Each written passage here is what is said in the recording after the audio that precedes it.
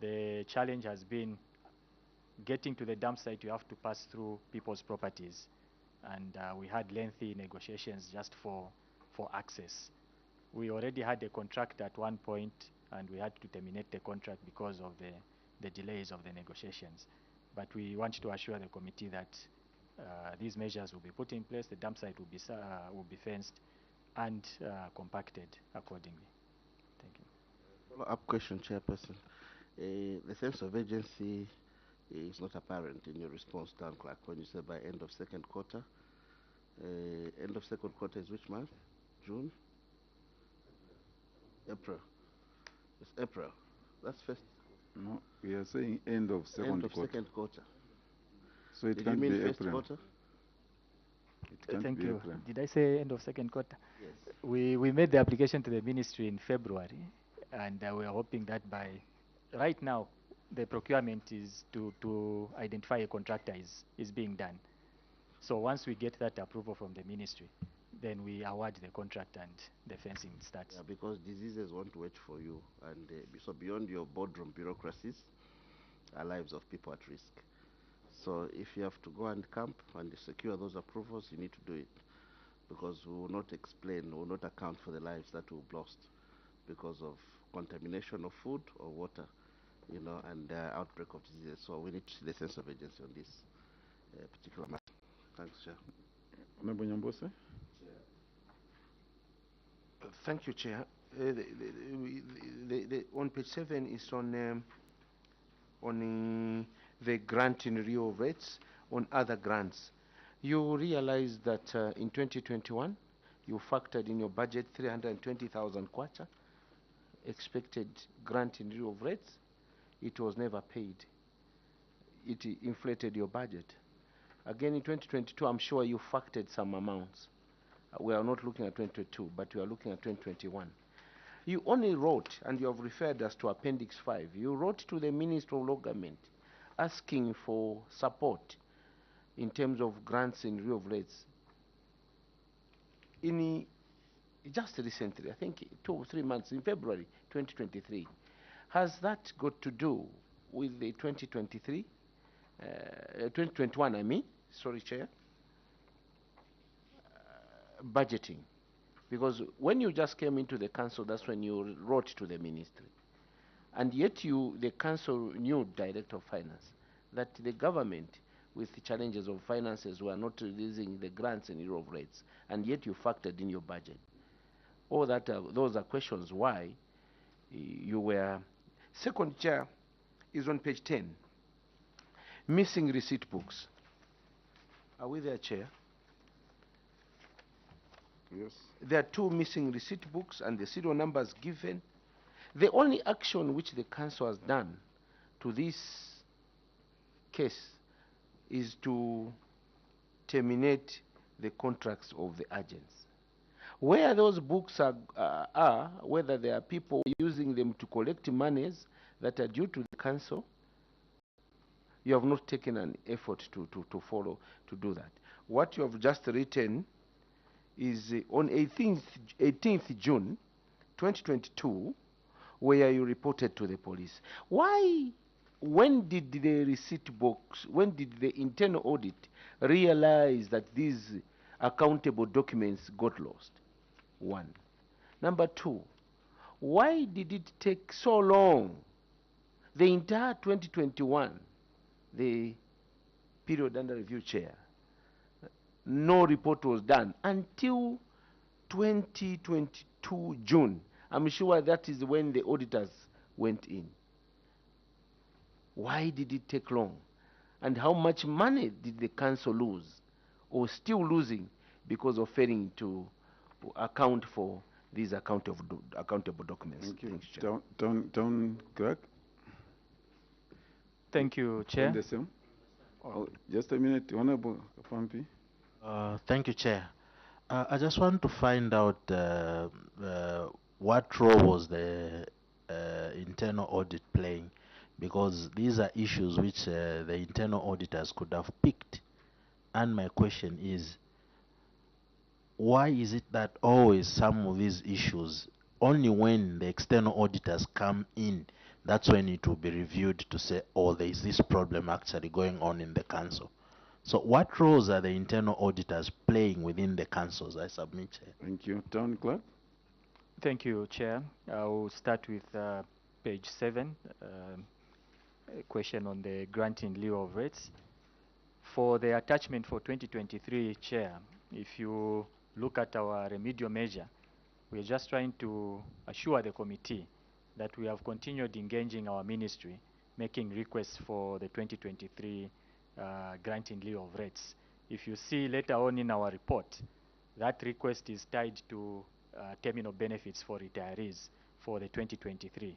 We just added it there to assure that, as you see on our remedial measures, that we have continued engaging the ministry.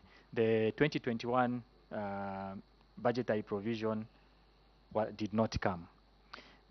After that, Chair, what the ministry did was that they advised all local authorities that when you are budgeting for grant in lieu of rates, they would give certain ceilings.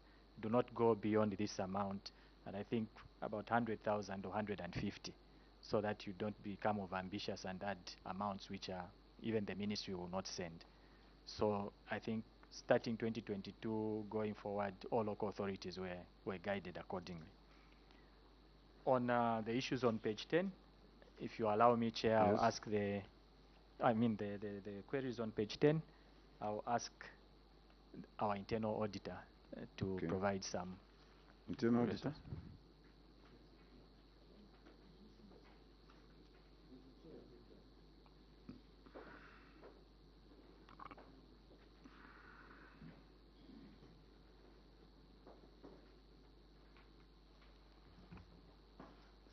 Thank you, Chair, for those observations. On the missing receipt books, Chair, I would like to report that whenever we receive accountable documents from Minister of Finance, we do take note of the serial numbers, and when the revenue collectors are when a revenue collector finishes using a book, we take note, and we sign against. But unfortunate for these missing receipt books, the revenue collectors went with the books and never came back at the close of the year, and we only not notice this at the time of audit. Okay. We accept this anomaly, Chair. With that experience, you said you have been there for 4 years? 2 years, Chair. 2 years. So with the experience in issuing in and out of those receipt books, normally how long does it take for a receipt book to maybe to be brought back to finish? No, from my experience. Thank you, Chair. For my experience, it depends with the yes, area. like in this case, where these people are working from. Where these people are working from, it usually takes about 2 to 3 months. 2 to 3 months. Yes, Chair. And in this case, you said you only discovered at the end of the year that yes, they did not. at the end of the year, at the end of the year, Chair, these receipt books were not retired, and these people just disappeared, Chair. Yeah, if you say it's after 3 months, and you take note of the serial numbers, and after 3 months you expect from that area, did it click into your minds that certain books have not been retired for a long time, and making follow-up through the management? You didn't do that? Thank you, Chair. We took note of that, and we tried to make a follow-up with finance. Well, my question is, you didn't follow it up until the end of the year, that time? Because, for instance, if you issued them in January, after 3 months, say the end of March, you would have started getting worried, because you check on your records, where are we every day? And after 3 months, it could have clicked into your minds that there are books that have not come, and then through management or through finance, these particular 2 receipt books, where are they? Maybe asking Director Finance but you as an auditor, you couldn't until the end of the year. Is that the position? After issuing, you didn't go back until the end of the year. Yes, Chair. We tried I tried to make a follow-up with finance, and the response was that they'll get back to us. But unfortunately, Since you, sorry to cut you short, since you were worried you made the follow-up, did you put it in writing so that you are able to show us the document that actually you made the follow-up? You were not comfortable that these books were not coming back. How was your interaction with the Director of Finance? Was it, did you write a document, or it was a gentleman's talk? sorry, Chair, on that one, there was an anomaly. I did not put it in written, but I had engaged Honorable, Chair, Honorable. a follow-up question. Town clerk, these are serious matters. The council exists to collect taxes from the people, hard-earned money to provide the services, and you assign your officers who are supposed to be cashing every day. They're using these accountable documents, and the internal auditor said very well, we give these books to these officers. You're giving Mr. Nyambose, you're a revenue agent or a revenue collector. At which point did the internal auditor realize that these books were actually stolen? The entire year, these officers were not coming to the council to cash in. Up to December 31, 2021. Again in 2021, December to June 2022, when external auditors came, that's when you realize, and he reported it to police, and the mayor terminated their contract. Internal auditor. Is this the correct situation happening in Choma Council? And how would you justify your relevance in the council if you cannot monitor the accountable documents and you cannot monitor these monies due to the council for the council to provide services and to pay those retirees? Chair, I submit. Honorable Kodara, before. Okay, maybe also the same. Let me just add to Director Finance, the two officers. You work hand in hand. Who issues these receipts out? Is it the finance or the auditing? Thank you, Chair. The procedure for the receipts is that once we collect receipts from the strong room Minister of Finance, they are entered in under the accountant section to document the serial number and what type of the receipts, because we have various receipts which you normally get from the ministry. So from there, the auditors verify and check. Then from there, whenever a revenue collector wants a receipt, they go through what we group accountant for revenue section, where they normally sign that they have collected this serial number of receipts, which will be used for this purpose of what type of revenue collection. So once that is issued, there's a book which normally goes to audit for them. Once it's returned, they have to refer to know who got that receipt and so on. So all these receipts book are issued through accountant section. Chair, I submit. So I want to get the relationship between the receipt books and your office.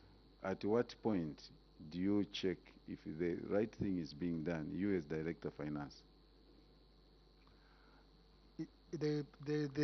For my office to know, it starts from the same when we generate a memo to the town clerk to allow officer to go to the ministry, and once the ministry goes to central finance and goes when the books comes are entered, I verify.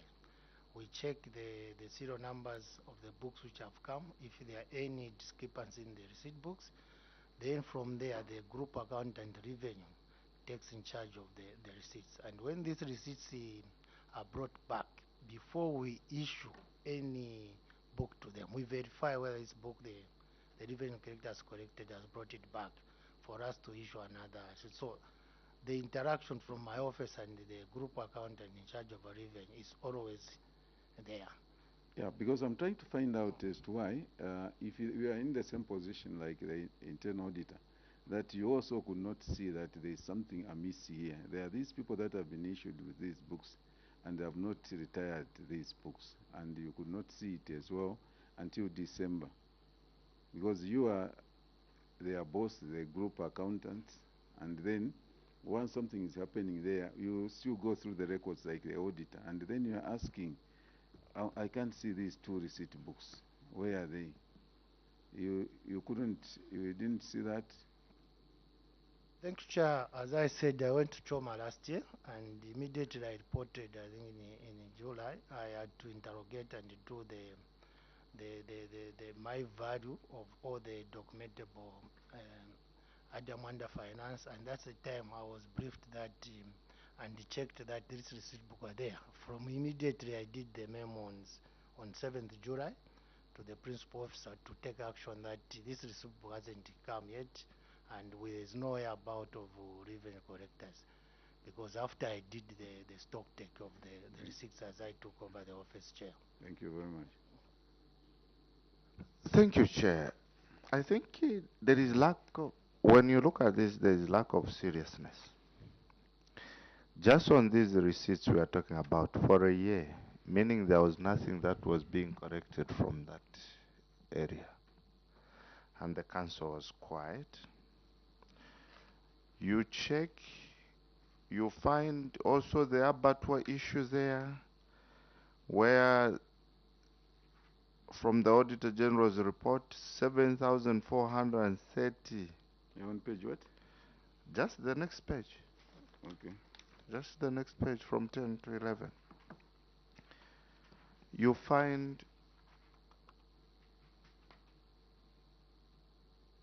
they inspected 7,430 animals where they were expected to correct 223,900 during the same period. They only corrected 189,172. Now, when you look at this, I was trying to establish the seriousness of the officers at this council. 1 year, you send receipt books in an area where you're expecting to correct revenue, nothing's coming, they are quiet. Up to the end of the year, that's when they realize the receipt books are not there.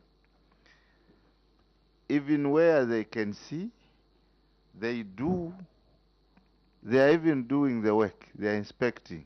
I don't know whether they were inspecting for free, some animals, or maybe it even now gives me to say, could it be that it's a planned thing?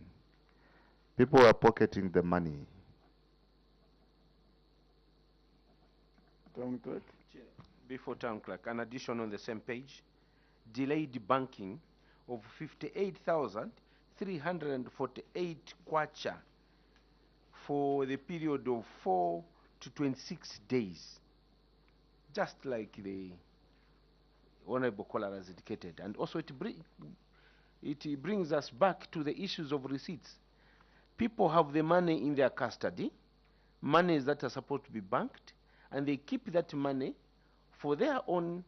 Where is the internal audit to check that all those charged with the responsibility to collect and deposit daily or after a day, that it had to take external auditors to check this? The response, Chair, is the non-availability of banking agencies services in some remote revenue points, remedial measures. Management has put a control by ensuring revenue collectors are depositing money as required. Where are they going to deposit if there are no those? And if the internal control system, Council Town Clerk, the internal control system that is sitting to see that these monies are coming to the council, and a Mr. Nyambose revenue collector is not bringing for 26 days, the bell must ring. Why do you have such a system? Is it because people were pocketing this money or using it for their personal businesses before taking it to the council, as Honorable Kolar has indicated? Thank you. Over the same thing, Chair, I would like to find out from the TC, why was that Zanaco account not opened from inception, knowing to say that Zanaco had these mobile agencies all over the places they're saying they were having issues with delayed banking? And if at all that account has been opened, is there evidence to show that actually that account was opened during that period? Because I haven't seen anything to do with evidence to show us that account was opened during that period. It's only been said to say an account has been opened with Zanaco. I submit, Chair. Quite a mouthful. Thank you. Thank you so much, Chair, for those observations. I will start with the last question over the Zanaco agencies. No, Honorable Chair and Honorables, the Zanaco account was not opened during that period. It was opened much recently to try and resolve this issue of late banking. One of the measures that we are hoping will resolve these issues of late banking. With your permission, Chair, over the meat inspections and other observations, I'll first ask the Director of Public Health to shed some more light, and possibly the Director of Finance after that will comment. All right, Director Public Health. Thank you very much, Chair. Chair, with what is obtaining at the moment is that earlier on, as a department, inspectors do go to our 4 abattoirs, namely Zamzam, Zamso, Zamstar, and Choma Halal. And we have a scheduled book where we do inspect and give the actual numbers of the inspections that we do. So when we do the inspections, we are able to sign, and the owner of the abattoir is able to sign. After that, we had stationed a revenue collector on site. So definitely would give them the number of the slaughters that we had. The inspector does not handle cash. Okay. Are you done? Director of Finance? Thank you, Chair. After doing a due diligence on the report from Auditor General, I discovered that there was no established of exactly which abattoir was relating to the 3, because as the director has mentioned, there are about 4 abattoirs. So the situation here is that when an inspection is done, there must be an inspection sheet which normally is signed by the owner and come to finance for the invoicing purposes. We should agree, Chair, that at that time, that's not what the system which was in place.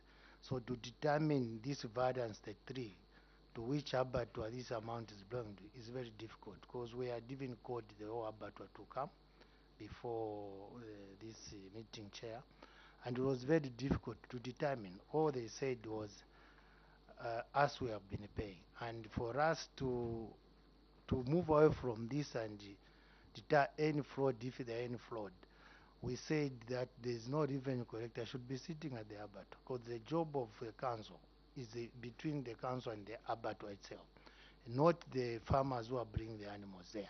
We are inspecting the animals which is going into the abattoir. So our job as a council, as inspectors, is to certify that this carcass which has come is correct, and the bill. And that's a bill we said that the abattoir inspector from the abattoir station and the mine, they need to consent to what number has been inspected. For us, for finance, we have also a record, a schedule to determine where we should invoice. At the time of audit, Chair, I must state that after interrogating, the system was not at Chair. So it was even up today very difficult to determine which abattoir is owing this 3,000, because the record cannot show that this abattoir which total into this came from this, because every abattoir we engaged, they were refusing and said, no, us we had paid. And that is the situation, Chair. Thank you, DF. DF, when auditors come, I believe they don't work in isolation. They sit with you, interact with them. If there is a place they want to go and see, they will not go on their own. So is it true that these auditors and yourselves are unable to identify where this money is sitting or where this money would have come from? Yet you, the officers and the auditors, went to all these places. Did they, I can see the public health director shaking his head. Where did they pick this figure? Maybe I would ask the auditor to. All right. Thank you, Chair. Before even the auditors come, there was no system, but they were able to raise something from there. How were they getting that money? How? Maybe when they explain on that one, how were they getting the money if there was no system? Director Finance? Thank you, Chair. The money which was recorded by Auditor General as corrected was based on the receipts, which was handed over by the revenue collector, attached at that abattoir. But the figures which auditor picked for the number of inspection did not come from finance. It came from the inspectors themselves. So when they married these figures, it was not consigning to that figure. And that's where the issue is. Yes, they were given a sheet which they were looking at, and for finance, the cashier submitted the risk which he raised from those abattoirs, and that's the figure which the auditors picked as corrected. Chair, with the inspectors, council officers, or where these inspectors are from? Where? Director Public Health, the inspectors, I believe they are using government receipts, isn't it? Chair, thank you very much. First of all, Chair, we have a fully established department under the municipal the local authority. Yes. And we have meat inspectors. So meat inspectors, Chair, they have a schedule. Like I've earlier mentioned that we have 4 abattoirs. Yes. And the moment we slaughter, for example, a particular day we can have 20 to 50 animals. And the moment we inspect those animals, we register in the book. We had the hardcover book within the abattoir. We register and we sign against that. The revenue collector is given the numbers. At the time of audit, Chair, during that period, we had the scheduled numbers that we had inspected over that period, which was given through the schedules for the past 4 quarters. So those are the numbers that were given to the auditors. But the auditors did not go on site. Hence this anomaly to allocate specifically which abattoir within the 33,000 owes how much. Chair. Chair, maybe just 2 direct questions. Confirm to us, are these inspectors council workers? Chair, they are. Thank you. They are the ones who gave that information to the Office of the Auditor General. Yes, Chair. And they could not give that information to the council, to finance council. Chair, the establishment before the audit is that each abattoir, the 4 abattoirs, had a revenue collector. So when we inspect, the numbers that are scheduled at that abattoir are given to the revenue collector who is stationed at the abattoir, so that they are able to receipt the abattoir owner at the end of the month. Now, in this case, the inspectors who gave the Auditor General the list of inspection did not give the revenue collectors to correct the revenue. Is it what you're telling us? We did, Chair. No wonder I was saying we needed to know if we needed the Auditor General's office to go on site to be able to establish which abattoir owes how much from the 33,000. Okay, maybe just one before he goes away. During the interaction with the Auditor General's office, I believe there are a lot of correspondences between you and the auditor, the external auditors. At the point you are looking at this preliminary report that the Auditor General gave you, and you realized there is this figure you are not able to allocate where it's coming from, what was your reaction towards the auditors? Did you engage them to say, no, we are lost here, before the final document came out? Town Clerk. Thank you, Chair. Maybe perhaps just to assist or provide some guidance to my officer. The information or the reconciliation between what was from the inspectors and what was from finance should have been found with us, even without the Auditor General going on the ground. Of course. So what we had there was a reconciliation gap between the inspectors and revenue collectors and finance. Yes. And that is what we are trying to say. Let's have a system where we don't want revenue collectors at the abattoirs. Let the inspectors sign and let the owners of the abattoirs confirm that these are the inspections. Yes. And let that record or a copy of that receipt come directly to finance. And which finance will invoice. We had a meeting with the abattoir owners, and we agreed that instead of daily or what, we'll be billing them monthly or weekly. So that we do away with the presence of so many council staff or revenue collectors at the abattoir. Thank you. Before now, do you have an effective internal audit system? That's question number one. Why I ask so, Chair? If you look at from where we have started from, this Choma Council finance management system is a weakest department, and which is not helping the council. You look at people not depositing for 26 days. Abattoirs, reconciliation. It has to take external auditors. Someone is stealing receipt books. It takes a year and a half, in June the other year, to discover and report.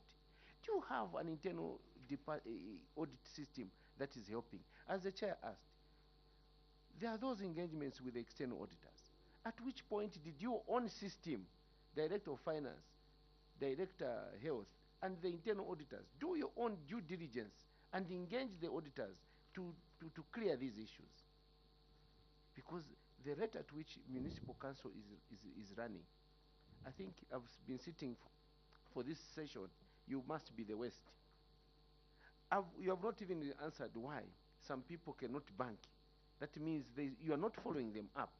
And these are the monies that are supposed to help you to pay retirees you are talking about. Chair, if you allow me to go to page rentals. Failing to correct from 15 properties, amounts totaling 314,956 kwacha.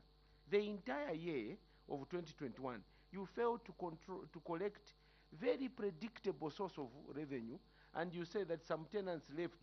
Where is the council to know that a tenant has vacated your property and the follow-up is done? All this money.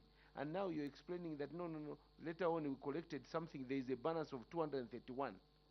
Town clerk. Is the internal audit system functional, or directorate of finance functional? to fail to collect revenues that are predictable, as stated in your budget. Thank you, Chair.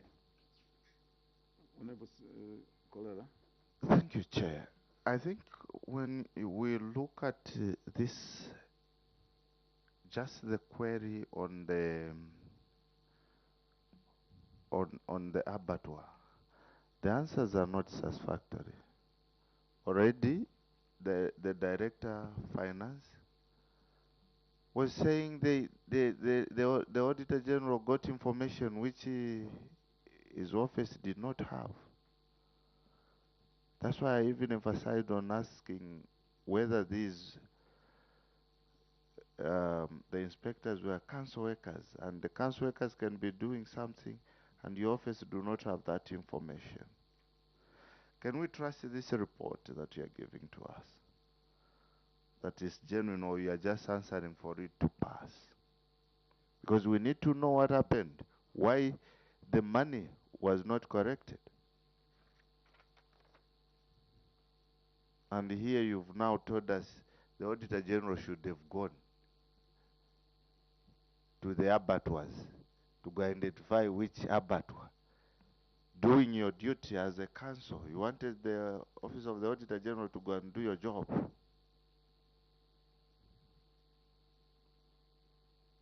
Does this show seriousness on the council officers? Starting from your office to that individual at the abattoir. Chair, this needs serious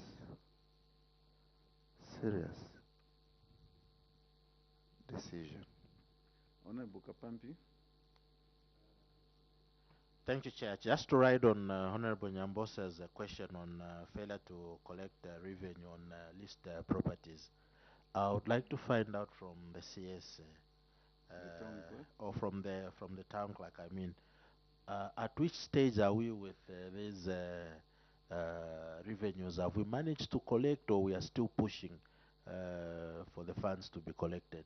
I submit, Chair. Honorable Ichirufya. Since we are winding down on revenue matters, would you, Chair, seek your indulgence that on page 13, he also comments on the issue of billboard fees. Billboard fees, Page yeah. 13.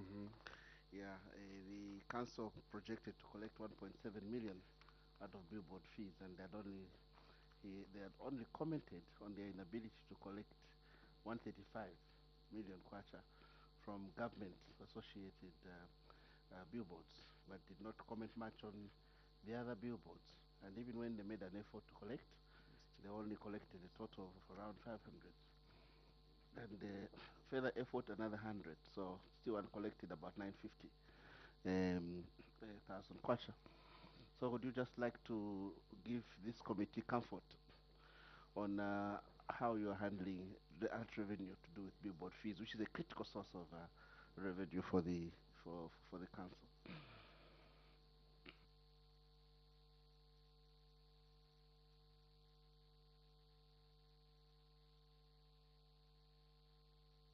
Town clerk, please.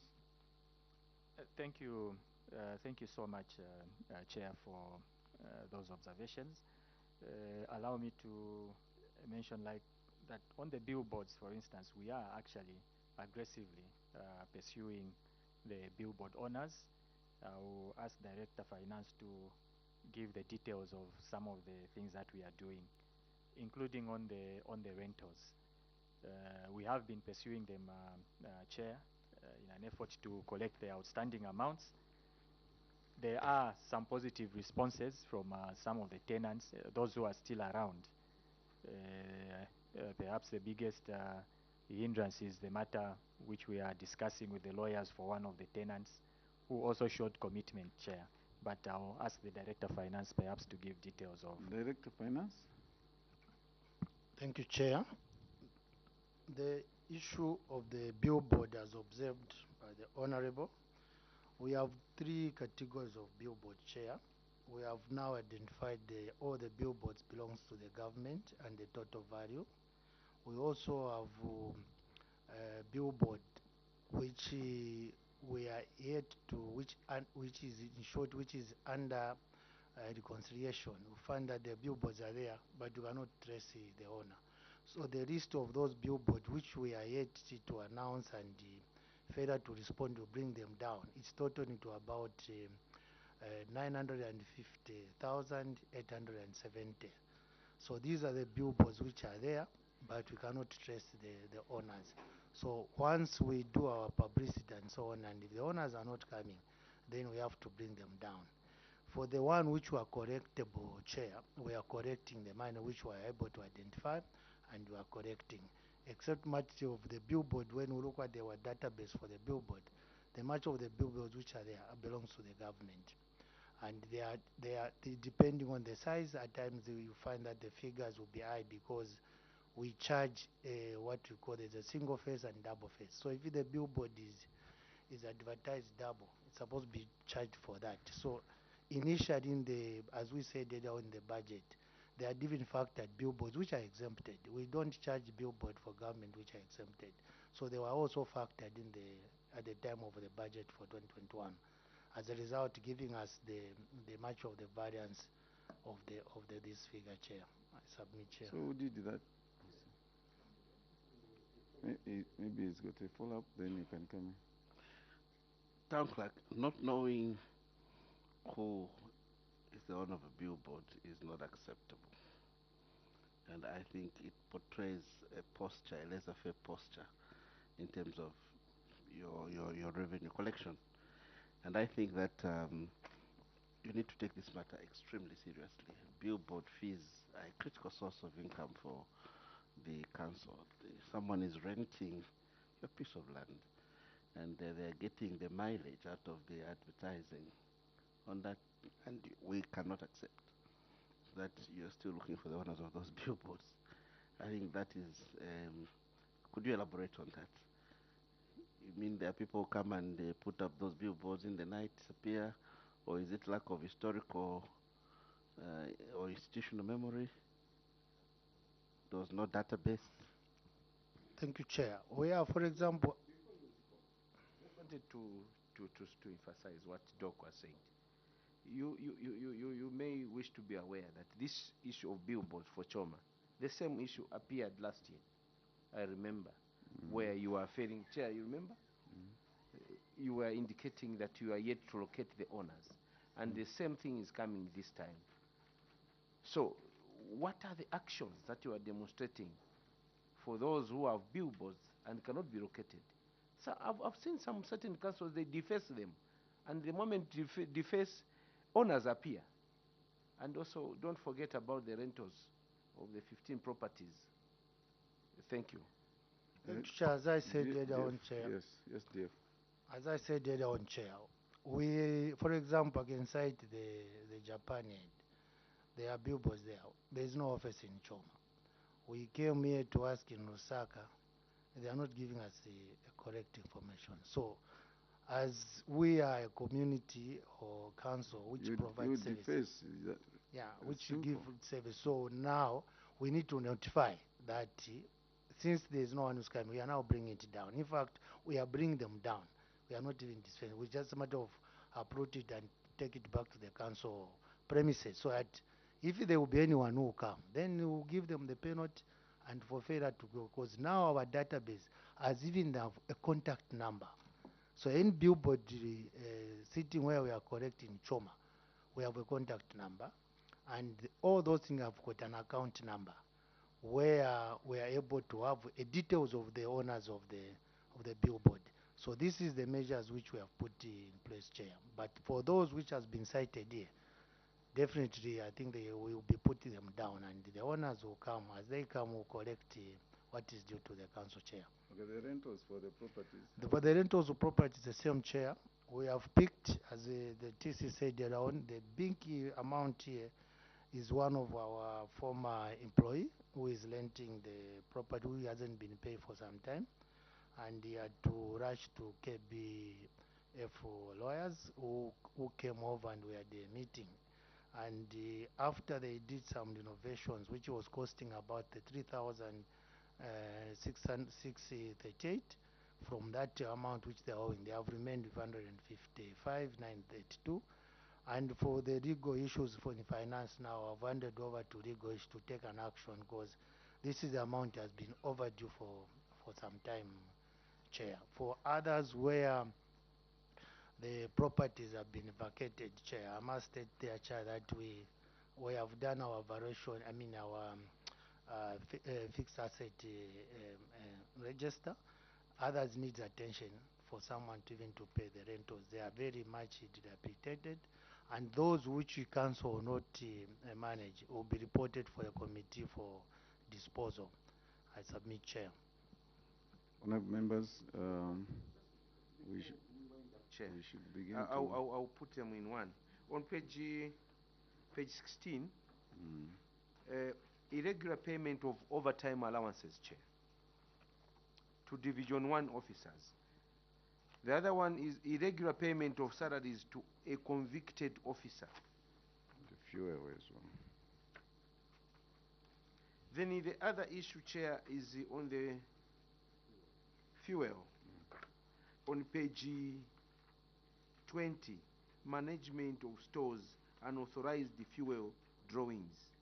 Chair, as I did in my preamble, town clerk, that this is the worst report I've seen since started. The conditions of service that are prevailing in the local government system indicate which working hours and the conditions are straight on overtime. Specifically, a team of management in Division 1 were paying themselves overtime against the conditions of service, and you have attached an appendix that Human Resource Director Town Clerk that now we should do recover. Are you not aware, or is it not an abrogation of the conditions of service with impunity that regulates the work system in the council, that you regularly pay yourselves overtime? Further, a convicted officer who has appealed to court, the external auditors come, they say that this person is a convict, is not supposed to be paid salaries. Until the external auditors visit, that's when you realize and you say, no, we have since removed on the payroll. And amounts, Chair, huge sums of money, contrary to the understanding of everyone that officers are able to interpret the conditions of service and the laws governing the work system in the council. I will not talk about fire officers who are not insured. You have stated there who are supposed to be insured. Now, coming to the fuels, Chair, on page 20, irregular payment of fuels.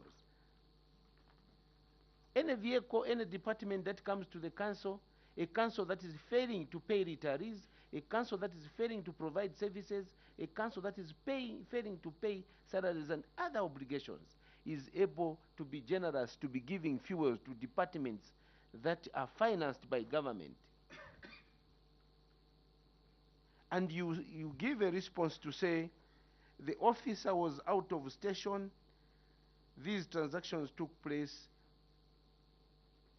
when these transactions were taking place. Town clerk, these transactions were taking place on different days, months, and weeks. How true is that this responsible officer, all these days that you are giving out these fuels to these departments, always found himself out of station? Thank you, Chair. Town clerk? Okay, maybe in addition. Thank you, Chair.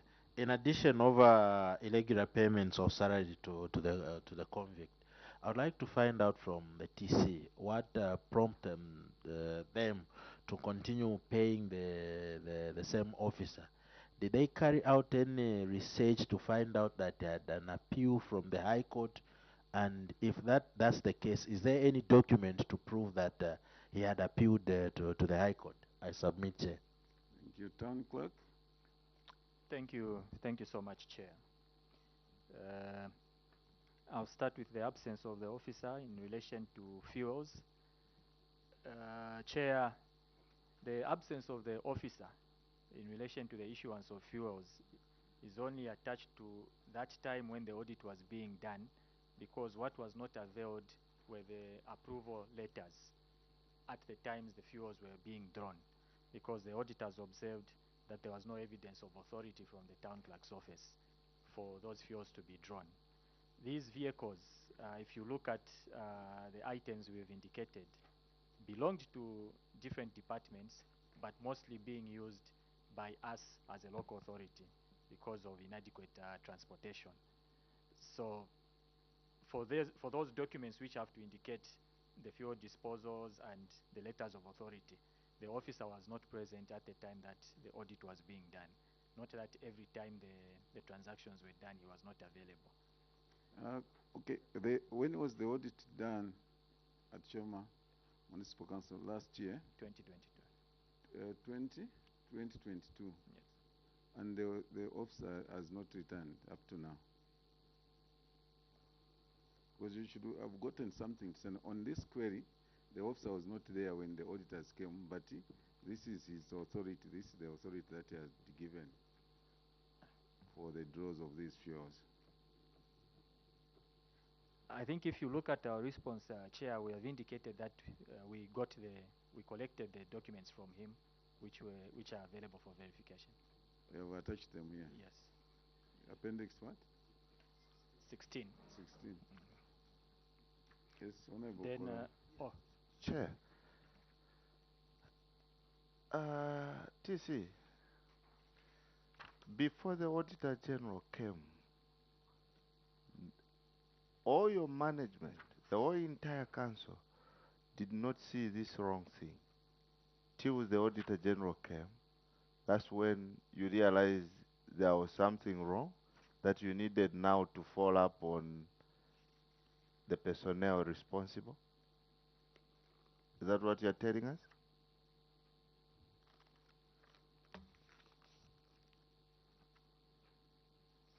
Thank you, Chair. Thank you, Chair. Not that that's what we're telling you, but at the time that the auditors were present and they requested for this information, the officer was not available.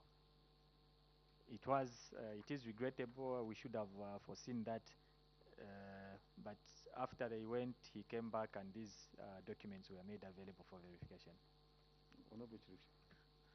Chair, in addition to the wrap-up statement that Honorable Nyambose gave on HR, Town Clerk, could you just give this committee comfort that the human resource matters are being addressed? You remember that your staff establishment was not fully filled and there were irregularities. And if you read the report, there you see that in some of the key areas, you didn't even have manpower, such as, manpower in bus stops. Yeah, have you managed your whole human resource matters adequately as part of the wrap-up? Thank you, Chair. Like we indicated, some of the key positions have indeed been filled, although we keep having vacancies occurring now and then. What we've done is to keep in constant touch with the Local Government Service Commission. For instance, Chair, just a week ago, one of our technical officers, the architect, rendered a resignation. So it means we have to quickly get back to the Local Government Service Commission to have that vacancy filled. Of course, we understand there are challenges, especially with the engineering fraternity and these other technical staff, but we are constantly in touch with the ministry and the Local Government Service Commission so that they assist us with the human resource. Thank you, Chair. Thank you. You didn't answer on the issue of paying overtime to Division 1. One of the roles, Chairperson, of the management is to interpret the conditions of service. And how did you miss it and paid yourselves as management overtime when it was against the conditions of service? And again, the other query, you didn't answer the other one, which was the convicted person. Thank you. Not Town Clerk? Thank you, Chair. After on the convicted officer, after the officer was convicted, we did receive a letter from the lawyers indicating that they had made an appeal to the High Court. And that's how that officer was retained on the payroll pending the action in the High Court. I must admit, Chair, it did take a lot of time. And what we did was, after the auditors made this observation, we had to send an officer to the High Court to check on the active cause list, and there was no active matter found in relation to that officer. That's how he was removed from the payroll from that time. Our instruction is to see that whatever we owe to that officer in terms of benefits or what, we recover what we have paid and take any other legal action in relation to the monies that were paid to him. Okay. On the overtime, it is regrettable that officers in Division 1 were paid overtime. Clearly, we are not entitled, Chair. We are not entitled to be paid overtime. But perhaps I'll ask my group internal auditor to... Yes. We want to wind up. Okay. We have another witness and we only have a few hours before we go to Parliament. Thank you, Chair. I would also like to find out, I mean, over the same, why the recovery has only taken effect this year in 2023. I submit, Chair. Thank you, Chair. Thank you, Chair. When something is brought to my attention, Chair, as it was when I reported, I'm obliged to take action where I can. And for me, this was a clear case of an irregularity. So I instructed Finance that can we go ahead and make recoveries from these officers. Thank you. Thank you. Permanent witness, Auditor General's office. At some point, you are being accused of not going there in the field.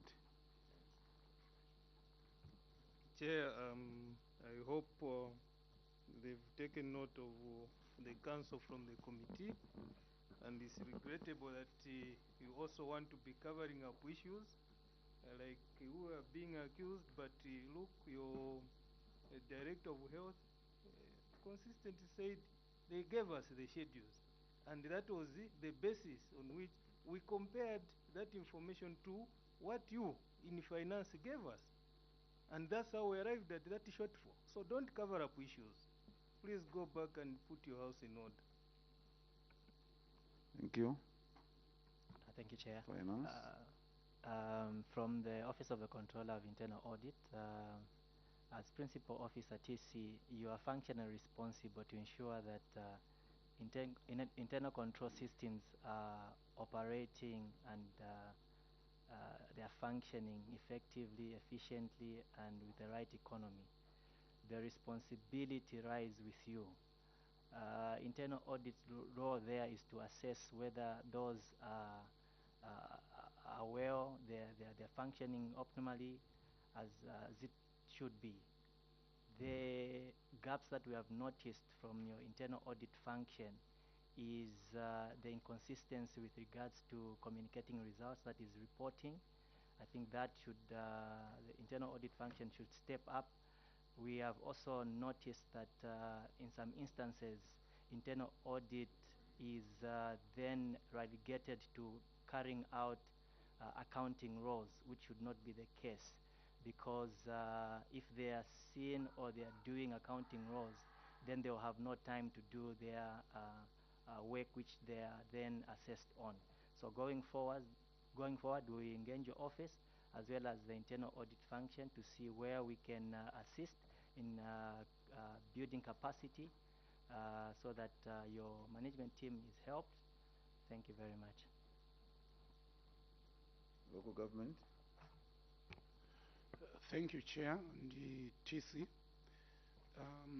I think the session has brought out a lot of issues that you need to take back to the station. and work on. But key on this is management of auditing process. When you are being audited, we need to be available. And the principal key issues is that we need to prepare for the audit and resolve issues as they emanate during the audit. Your revenue base as a municipal council is something that has to be worked on. I think the guidance were given to Choma in terms of the 2023 budget hearings. I submit, Chair. Thank you very much. Town Clerk, with your team, Choma Municipal Council, we want to reiterate our area position that this report is a very bad report. Does not inspire us, doesn't inspire the people, doesn't meet the aspirations of your people, the people that you represent in Choma. There is even your responses on this report. I don't know how to rate it, but you know, from failure to correct rentals, failure to correct revenue, budgeting for things that do not exist, you know, failing to implement approved projects and spent funds, you know, and unprotected dump site. There are just a lot of things. And you'd wonder what the council is doing in Choma. By the way, what's your salary status in Choma? Are you up to date in terms of salaries? Because it has been going on for ages, 3-4 months, people are not paid. What's the status? Thank you, Chair. As of February this year, we are up to date with salaries, Division 1, 2, 3, 4, including councillors. Thank you very much. When you look at Choma, it has a very big, wide base, revenue base. So there is no excuse whatsoever. What has been lacking, and we are seeing from this report, is just management. If you manage everything that you are doing, and you know, like my colleague was putting it, that it's actually now the provincial headquarters. And I've seen a lot of trucks just parked by the roadside. You don't even have a truck in, which you can be collecting a lot of money as Choma Municipal Council. But all these things, we seem to be, you know, at a distance. It's not a good thing. You must lead by example. We are going to see a very small council now, Chikankata, but when you look at the report, it's inspiring. So we urge you, Town Clerk, and your team. We know you are relatively new there, but in terms of system, the way the system operates, you are more than, you know, knowledgeable about it. So we expect you to bring a lot of changes in Choma. We don't want to see the same thing. Like somebody cited on the billboards, up to date from last year, from 2020 report, today you have not known who owns those billboards. And you are failing to correct, you are failing to do anything on them. We don't want to see that query coming back.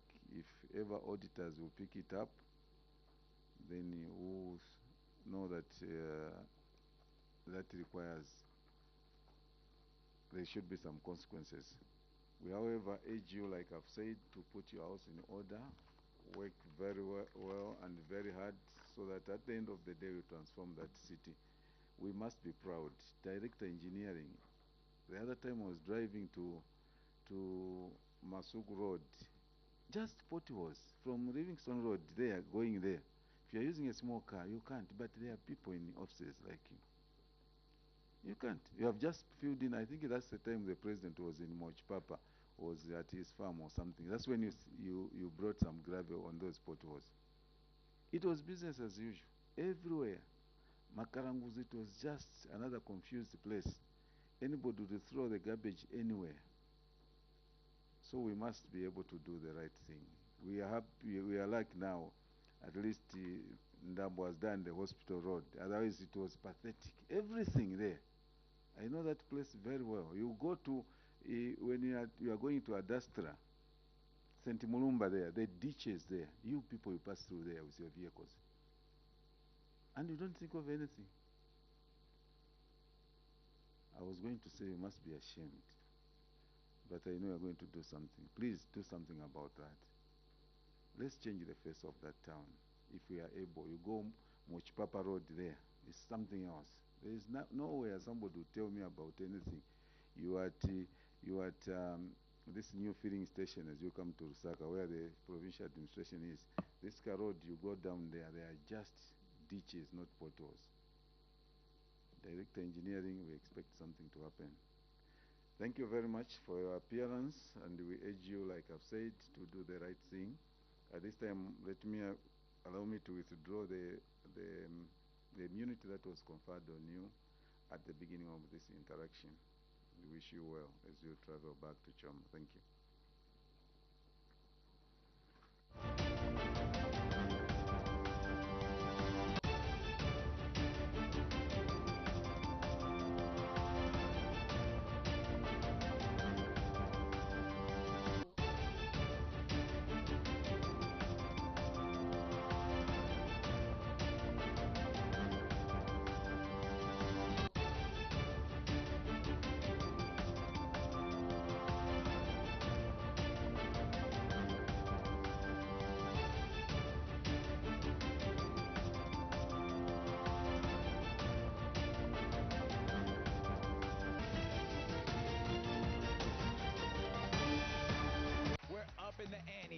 It's such a free upgrade. Now 40 on entertainment. This too could be yours. That's right. It's your free upgrade. Pay for access and get upgraded to family. Oh. Pay for family and get upgraded to compact. You know what I mean. Pay for compact and get upgraded to compact plus. Absolute ripper. And when you pay for compact plus, the best is yours with premium. It's gonna be lit. It's your free upgrade. Now 40 only with DSTV.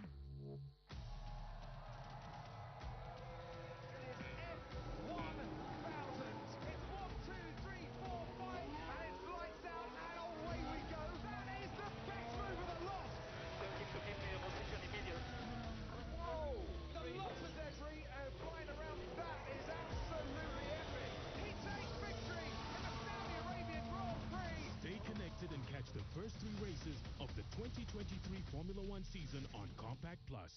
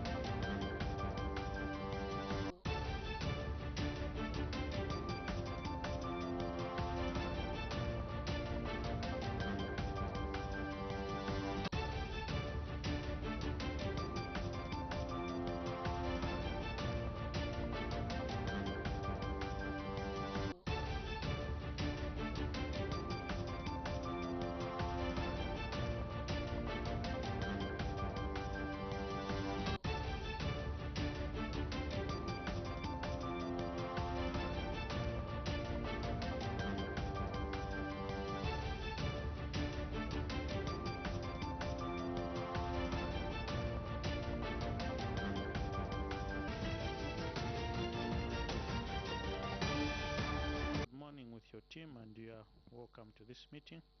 We'll proceed with our meeting. We'll start with introductions. Honorable colleagues from my right, you can proceed and introduce yourselves. Thank you, Chairperson. My name is Jonathan Daka, Member of Parliament for Chadiza constituency and also a member of this committee. PS, with your team, you are most welcome. Controlling Officer and your team, good morning. My name is Kalalo Mkosa, Member of Parliament for Chinsali and member of this committee. Thank you, Chair. Good morning, PS and your team. My name is Ali Kando Mufalani, nominated Member of Parliament and member of the Public Accounts Committee. You're most welcome. And I'm Lumai Victor. I represent the people of Chafuma. Good morning. Auditor General's Office, you can proceed. Morning, PS and your team. I'm Emmanuel Tembo, representing the Auditor General, and I'm accompanied by Anson Mwetwa, Senior Auditor, Mwaka Nakapite, Senior Auditor, and Simon Mnyama, Senior Auditor. Thank you. Office of the Controller, you can proceed, followed by PEMEC.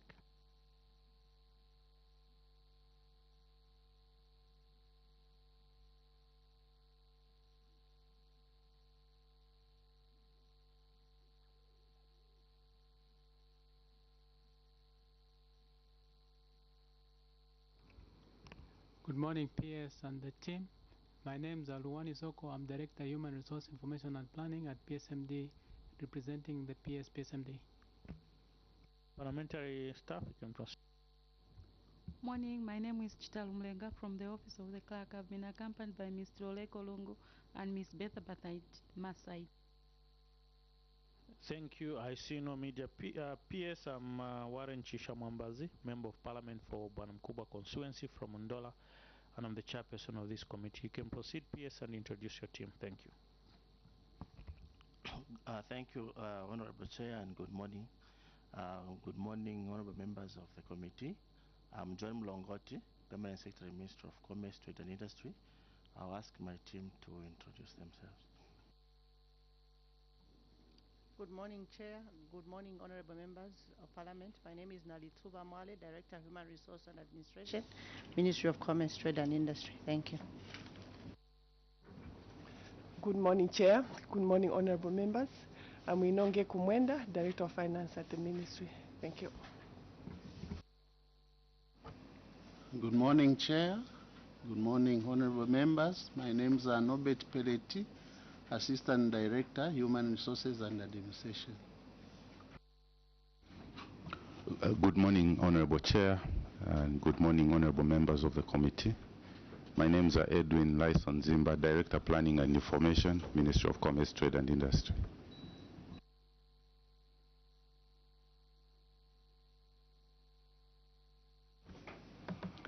Good morning, honorable members. My name is Noi Mwanamakondo. I'm acting principal for the Cooperative College.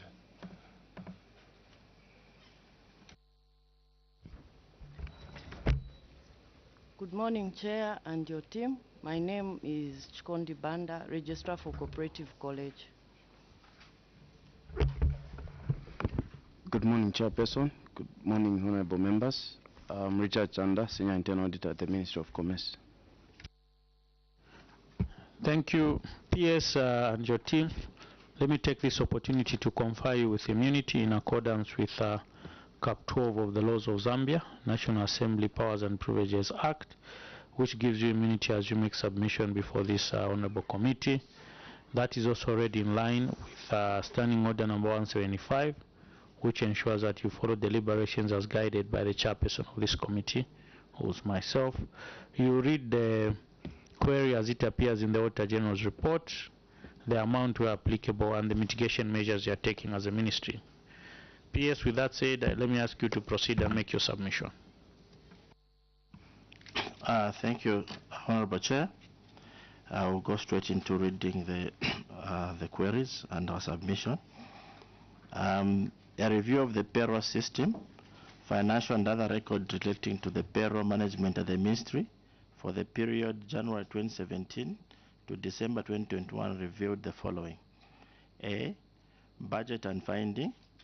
In the estimates of revenue expenditure for the financial years ended 31st December, a total provision of 142,204,918 was made to cater for personal emoluments under the Ministry of Commerce, Trade and Industry, against which amounts totaling 139,078,691 were released and spent. See table 1 below. So there's table 1 with the budget findings. If you allow, maybe I can just read the totals. You can skip the table, PS. You can proceed. Thank you, Chair. Management comment. Management would like to confirm that the facts are stated. B, failure to perform monthly reconciliations. Treasury and Financial Management Circular number 9 of 2020 states that the controlling officer shall ensure that a reconciliation between the staff establishment register and staff assignment and reconciliation of staff assignment to staff return are done monthly.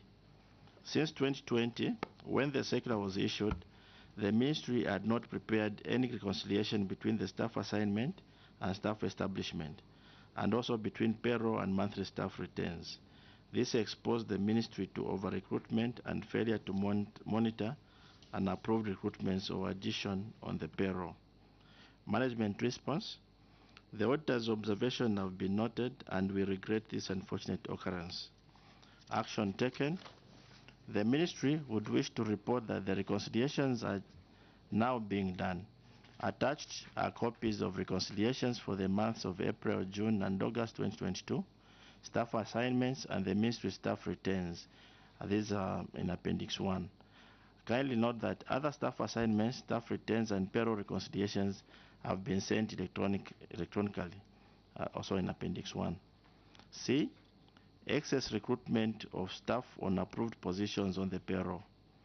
A comparison of the staff establishment register and the payroll for the ministry for the period 2017 to 2021 revealed that the ministry had 157 authorized positions for salary scales A, B, D, G, and L on the establishment register against 182 positions on their payroll, resulting in excess recruitment of 25 officers who were on the payroll without authority.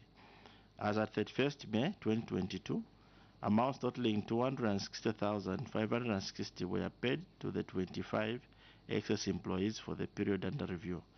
Schedule 1 refers. Management response.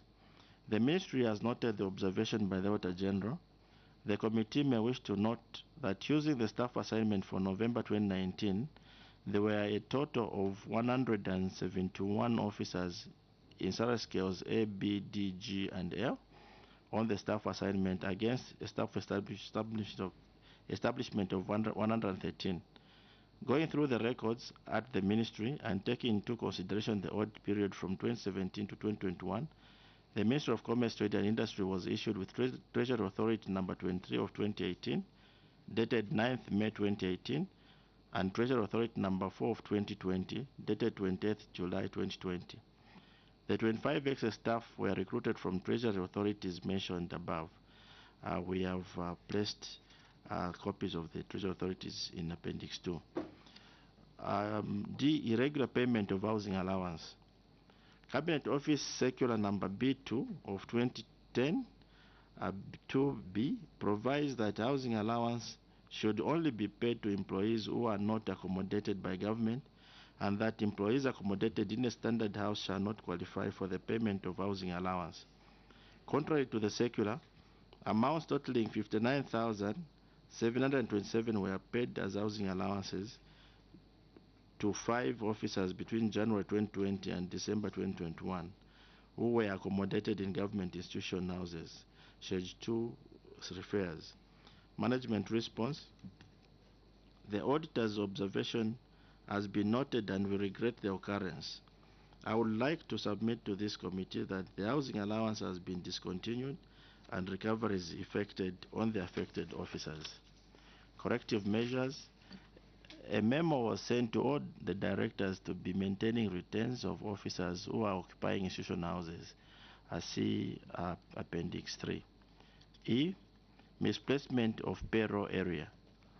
Cabinet Office Circular number 13 of 2019 stipulates that controlling officers should ensure that all employees under their respective ministries, provinces, and agencies are placed in their designated duty stations as directed by a service commission or a responsible officer by 30th September 2019. Contrary to the circular, there were 2 officers physically stationed at the ministry and drawing salaries in amounts totaling 81,399 kwacha, 54 ngwe, from other ministries' payroll or pay points. Similarly, there were 45 officers who had drawn salaries in amounts totaling 1,100,269 kwacha on the ministry's payroll and providing services from other ministries, Schedule 3A and 3B refers. As at 31st May 2022, the anomalies had not been corrected. Management response. The ministry notes the observations by the Auditor General. However, the committee may wish to note that out of the 45 officers that have been referred to as working from other ministries, the 3 officers were actually working as cooperative inspectors within the Ministry of Commerce, Trade and Industry, but operating from various workstations across the country. The payroll was centrally managed at the Ministry of Commerce, Trade and Industry headquarters.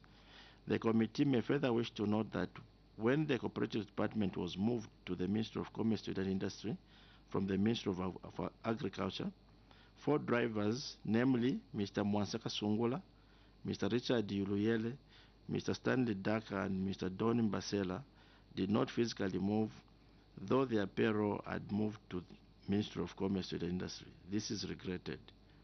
Nevertheless, I wish to report that these officers have since been moved to the Ministry of Agriculture payroll with effect from 26 August 2021.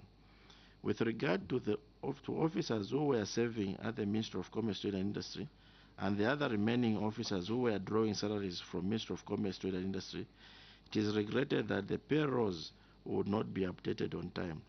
Generally, the interministerial transfers entails that super PEMIC end users are the ones that transfer the payroll. The ministry has taken note of the lapses, and going forward the situation will improve as the ministry will continue to engage the super end users once transfers occur, as well as maintain accurate staff returns. You may wish to refer to Appendix 4. F. Regular introduction of employees on the payroll. Section 12 of Terms and Conditions of Service for Public Service stipulates that on appointment to the civil service, an officer shall submit to the responsible officer arrival advice, that is accounts form 81, and appointment letter, among others. It was however observed that 3 officers were introduced on the payroll during the period under review without appointment letters and approved arrival advice. That's account form 81. In this regard, the introduction and subsequent payments of salaries amounting to 295,487 kwacha paid to the officers were irregular. Management response. The auditor's observation is noted, and we regret the non-availability of appointment documents at the time of the audit. The committee may wish to note that the appointment letters and arrival advice forms for the affected employees have been made available as at Appendix 5. I submit, Honorable Chairperson. Thank you, honorable colleagues. That is a submission from Minister of Commerce. We can proceed and ask questions.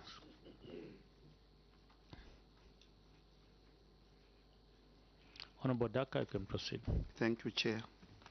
Controlling officer, I will take you to failure to prepare monthly reconciliation. Controlling officer, the Treasury and Financial Management Circular number 9 of 2020 requires you to perform monthly reconciliation. Controlling officer, why did you not adhere to the Act and the circular? Chairperson, I submit. Thank you. Any question before PS proceeds? PS, you can proceed. Thank you, Honorable Chair, and thank you, Honorable Daka, for the question. Like we've indicated, it is regrettable that the ministry could not do the reconciliation as provided for in the circular, partly because of lack of capacity. What happened was the officers who were charged with that mandate didn't have the capacity.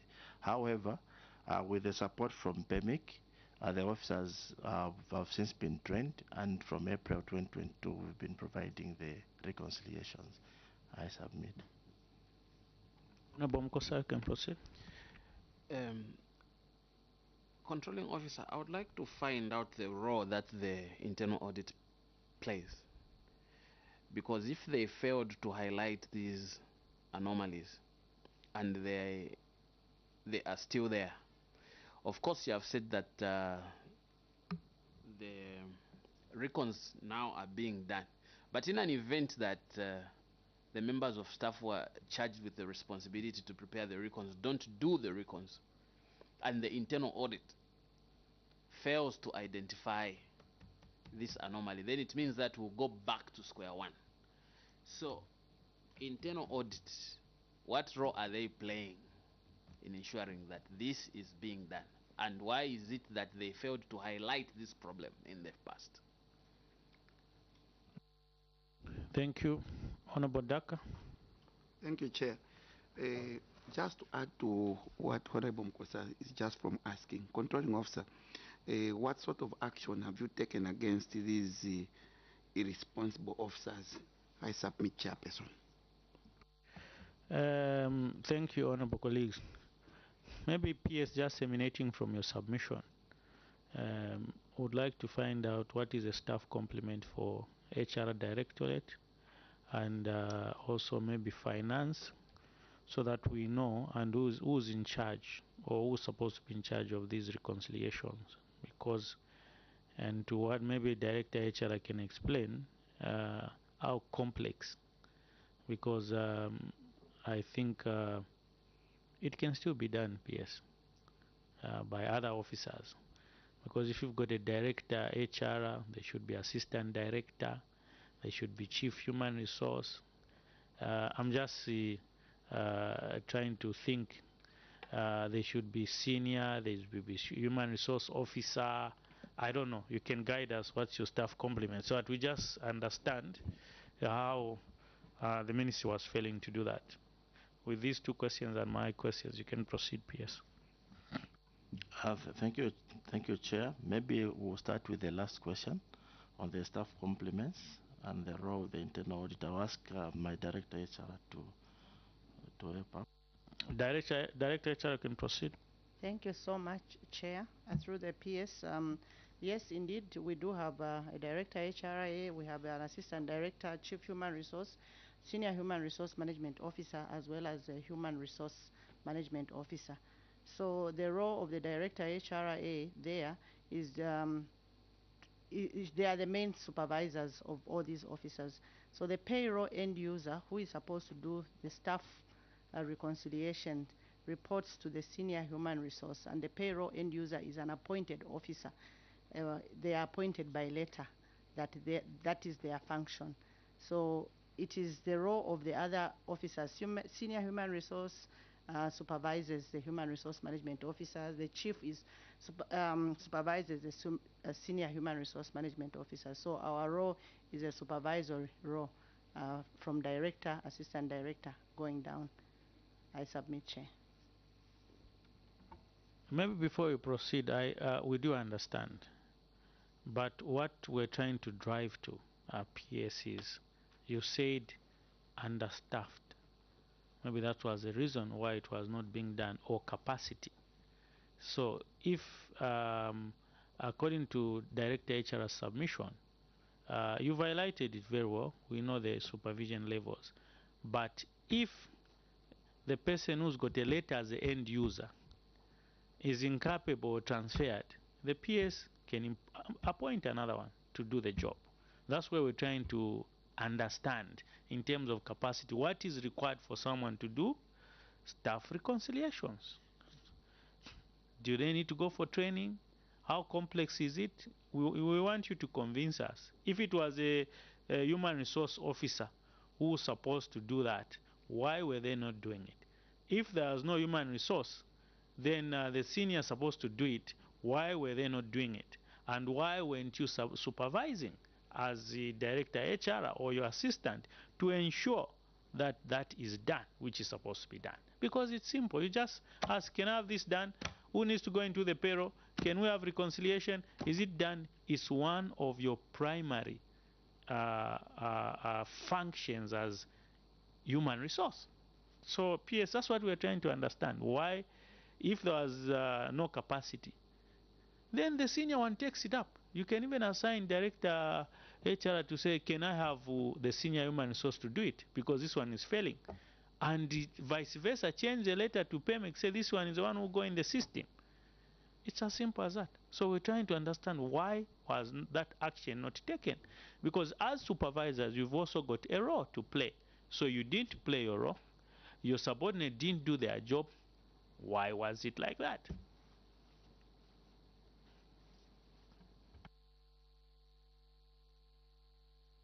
Thank you, Chair. It is indeed regrettable that it was not done, and I would report to this committee that the supervisory role was actually not being played at that moment as well. It is the issue of capacity, yes, with the PEMIC end user. Could have been, it was also an issue of capacity with the other supervisors, but it is a supervisory role that was not being done at that time, Chair. I submit. Honorable, before Honorable Olumai comes in, I just want to exhaust my question. I'm still not understanding issue of capacity. Bear with me, PS. In civil service, if we just said we asked your director HR, the assistant director HR, the senior human resource, if they're here to give us their CVs, you find their masters. So I'm trying to comprehend capacity. That's what I'm saying. Maybe make us aware what needed or what required to be done so that we can define which capacity was lacking, so that we're able to recommend and advise as a committee to say, okay, there was issue of capacity, then this should be done to ensure that this doesn't occur. I hope you are getting my. Before you proceed, Honorable Ruma, you can ask your questions, then you can tackle them together with the other two questions. Thank you, Mr. Chairman. Mr. Chairman, the query is very straight. We are told this ministry did not or never prepared any of the following: staff assignments, staff establishments, payroll, monthly staff returns. Any. They never did any of these. And Mr. Chairman, appendix number 1, it is a reconciliation for April 2022. And yet this audit was for 2021. Even after the audit, the people with master's degrees, PhDs, and whatever never sat to say we were audited because of this query, and now can we do it? They only came to do it in April 2022. Now, what I want to understand, they depended on what to do these reconciliations? Thank you. Through PS, you have those questions. There was a question on internal audit and another question. Then there was my question, maybe plus Honorable Lumai's question. We've got 4 questions. Maybe we can tackle the questions. Thank you. Thank you, Chair. The issue of lack of capacity was due to lack of skills and knowledge to navigate the PEMIC digital system. And this is where I indicated that with the support of PEMIC, the officers were trained, and at the moment they are able to go in the system, get all the necessary documentation and do the reconciliation. So after the training, that's when the capacity was built. So in terms of capacity, it was not able to understand or navigate with or interface with the system. There was a question to do with the internal audit. Maybe I can ask our internal auditor to answer the roles and everything. Internal audit, you can proceed. Thank you, Chairperson. I must report that the role of internal audit, usually we counter-check these reconciliations when they are prepared by human resource. And to that effect, I must report that there was an internal audit report which was done in 2019 in the ministry, of which among the items was a lack of the reconciliation of the staff assignment and the payroll, which was presented to management. Thank you. PS, Honorable Lumai's question. Thank you, Chair. I think from Honorable Lumai's question, the reconciliations we started in April 2022 after the skills were built or the capacity was built.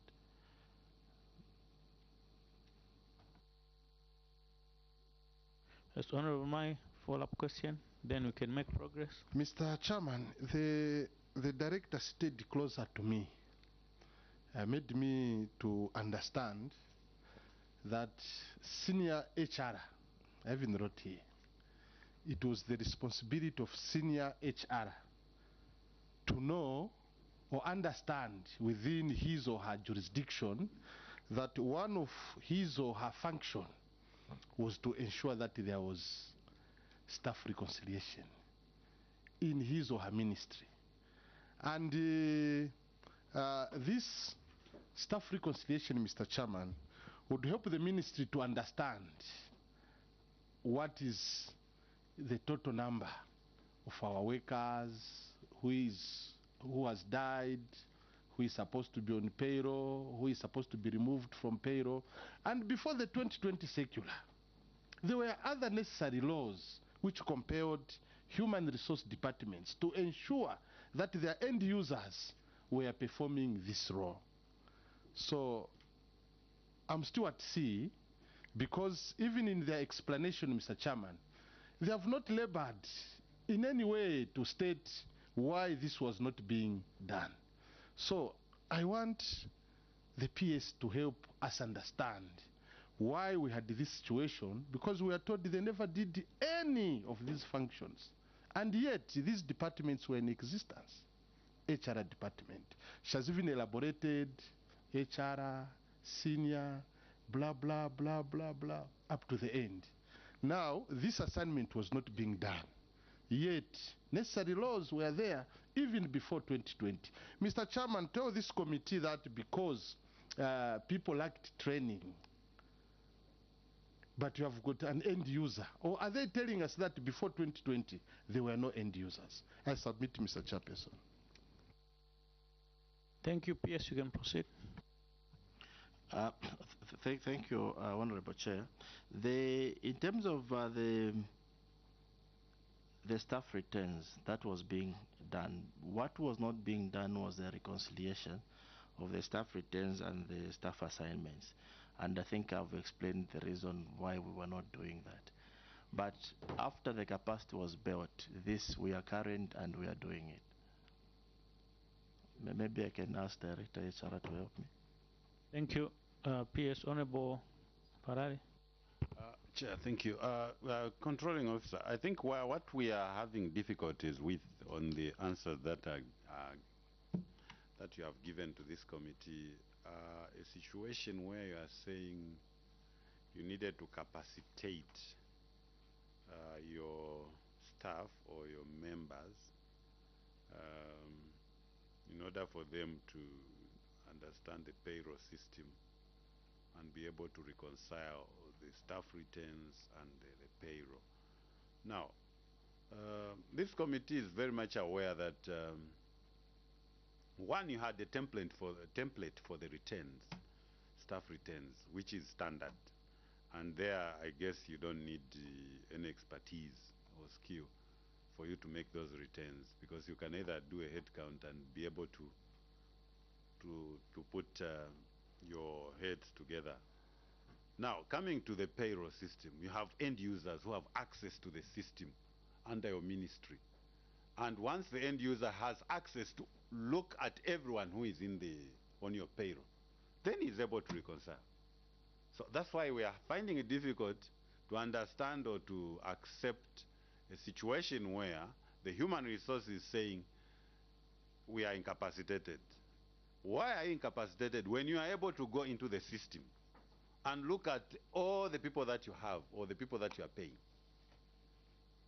Do you need to be trained if you are able to key into the system and be able to look at the stuff that you have? And that's the role of the end users. And I believe the senior human resource could be one of the end users, and the audit people. They should be able, because for them to audit and do a report, which they did in 2019, it means they were able to go into the system. Or someone opened for them to go into the system and be able to reconcile the returns and the payroll and be able to write a report to your office and say, this is what we have found, and you need to correct A, B, C, D. So the issues of skill does not arise. Honorable Daka. Thank you, Chair. Controlling officer, looking at the time frame from 2017 to 2021. So, if you look at this time frame, does it mean that the entire time frame that is under review here, you didn't have anyone whatsoever who was trained in accessing this payroll system? I mean, explain to the committee so that we appreciate 2017 to 2021, or you didn't just care about having reconciliation being done, because the committee is having difficult to understand because of the time frame. If you tell us 1 month, 2 or 3 months, we can understand. But from 2017 up to 2021, this very important activity wasn't being done by your ministry. And one wonders, how were you managing how were you managing your how were you accounting for your staff countrywide if basically you couldn't conduct reconciliation for 5 years? Convince this committee controlling officer how the lack of capacity could have persisted for 5 years in your ministry without you taking any interest in remedying this situation which was in your ministry. Chairperson, I submit. Thank you. I'll allow PS to answer those questions, then we'll make progress, honorable colleagues. I think we've, if we don't get a different answer, we can have take position on that aspect. PS, you can proceed. Thank you, Chair. It is indeed regrettable that, like the honorable members have indicated, the time lapse is took long. But the only comfort I can give the committee is that remedial actions have been taken, and we are current, and the team now has got the skills. I know that the issue of skills has not been accepted as a reason, but at the moment we have put everything in place, and we're doing the reconciliations. I submit, Chair. Thank you. Honorable colleagues, we can proceed. We'll take position on that matter.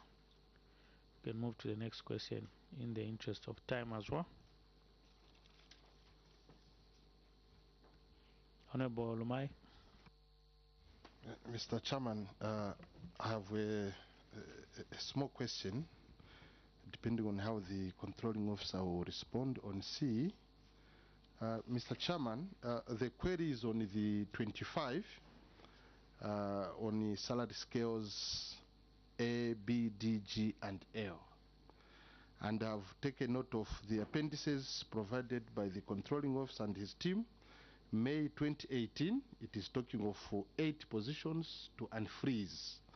And then appendix 2nd September 2020 is talking of 40 positions. So I'm somehow at sea, Mr. Chairperson, because in the responses, the controlling officer has not helped this committee to respond to the query by Auditor General, because Auditor General is querying on 25 officers on salary scale A, B, D, G, and L. So I want him to help me understand from the 2 appendices which one is responding to the query. Thank you. PS, you can proceed. Thank you, Honorable Chair. I agree with Honorable Mai that our submission may seem not to be talking to the query for a simple reason that we've tried to get details of the 25 officers, because we also, trying to answer, we wanted to get the specifics of the 25 officers, who they are. Unfortunately, we don't have that information. But in trying to address the query, we had to look at the treasury authorities which were issued during that period of time. I submit. Thank you. Honorable, I have a follow-up question. Or Mr. Chairman, I just want to thank the PS for agreeing with me that they did not attempt to respond to the query. What I want to understand, what was very much difficult to correct this query at the time of audit, because they have provided this information to the committee, the two appendices. So is it that from the fort they were just merely a blanket civil servant to be employed, or what was so difficult? Because two appendices have been provided. What is being queried is 25 officers. Then they have got 40 and 8 positions. So I don't know where the ministry is at sea to help us to understand the 25. Are they in the 40 of these salary scales A, B, D, G, and L? Because I thought they would have clarified this issue and it was not going to come before the committee because of the appendices which they have. And I'm sure at that time they had them. Thank you. PS, you can proceed. Thank you, Chair. It is deeply regretted that we should have addressed this issue during the audit. And I don't think this is a query which should have even brought us this far. However, it's not that we've not attempted to answer the query. Maybe let me ask my assistant director to amplify when I referred to the details of the 25 officers, and hopefully maybe you understand the challenges we had and why we answered in the manner we have done. Mr. Pellet. Thank you. The assistant director can proceed. Thank you very much, Honorable Chair. Like the PS had indicated, after we looked at the query, we did communicate with our colleagues at the Auditor General's office so that we have specific names so that we answer to that. And like he said, we attempted to get that, but you notice that the query is between 2017 and 2021. So what we did after not getting the specific names, we went to staff assignment for 2019 at least, and tried to compare what was there. And further, we went to our colleagues at PSMD, HRIP, and requested for the treasury authorities that had been issued between 2017 and 2021. And that's how we got the two treasury authorities that we are referring to. So in that sense, we ended up assuming at that level, because we didn't have the names, that these are the authorities that we might have used. So that is the difficulty that we had. I thank you, Chair. Yes, Honorable Mukosa. Honorable Mfarari, then Honorable Mukosa. Thank you, Chair. Controlling officer, we have difficulties with the answer that is coming from the senior assistant director, human resource, because if I got the auditor, internal audit, they had some of these things they could have known, actually, that you have people that are not on the establishment, positions filled, and you had actually gone further to have all the treasury authorities that you are talking about. But the difficulties that we have in that response is that you are saying you wanted names from the Auditor General, but you knew that you had gone beyond what you should have. And then that should have been able to, for you to audit your own system, because you have the tools to audit your own system, and with what the internal auditor can do, even the external auditor can do. What the accountant can do, even the auditor can do. So well, we have difficulties for you to start telling us that you had needed the names. Why didn't you just audit your system or audit your payroll and do everything possible within your power to understand where you have gone wrong? Because the issues that the Auditor General raised or put before you was just, I think, even a tip of the iceberg for you to just start understanding, say you are not standing well. So why did you have to start waiting to say no, because we are not given the names, when you have the system within yourselves? And you could easily, and if you could easily, with a report that was, because we are told there was a report for 2019, so what you should have gone further to understand was 2020 and 2021. I think, Chair, the response that is coming from the Deputy Director is not adequate. They had all the tools within themselves to actually use and be able to work things out, and even to do away with this audit query. Thank you. Honorable Mkosa. Thank you, Chair. Just like Honorable Mfalali has stated, I also have challenges in understanding the response or submission that has been given by the Assistant Director. When I asked about the role that the internal audit plays, the internal auditor indicated to this committee that at one point he prepared a report which showed that reconciliations are not being done, among other issues. And I believe they also identified that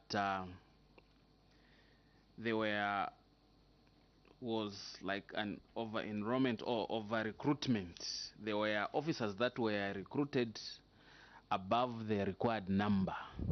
So when you were looking for these names from the Auditor General and they didn't give you, why didn't you engage the internal audit function? Then the second question, Mr. Chair, is to the internal audit, of course, through the permanent secretary. Internal audit, were you aware about these 25? Or maybe at the time when you did the audit, they may not have been 25, considering that the audit is for a period of 5 years. At any point, were you aware that there was excessive number of people on the payroll? Thank you, Chair. Thank you. PS, you can proceed through the PS and redirect. I think there's a question for internal audit, and the other is directed to yourself. You can proceed. Then we can make some progress. Thank you. Thank you, Chair. Maybe I will ask the internal audit to provide the answer, and then my director HR will come in. Internal audit, you can proceed, then followed by director HR. Thank you. Thank you, Chairperson. Yeah, in the 2019 report, we had done, as of 2019, we had done excess of 24 officers who were appearing on the payroll but not on the staff returns. Thank you.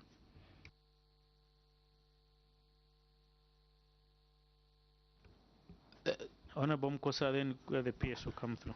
So, Chair, I think now the Assistant Director should explain to us how they failed to identify those 25. When you hear what the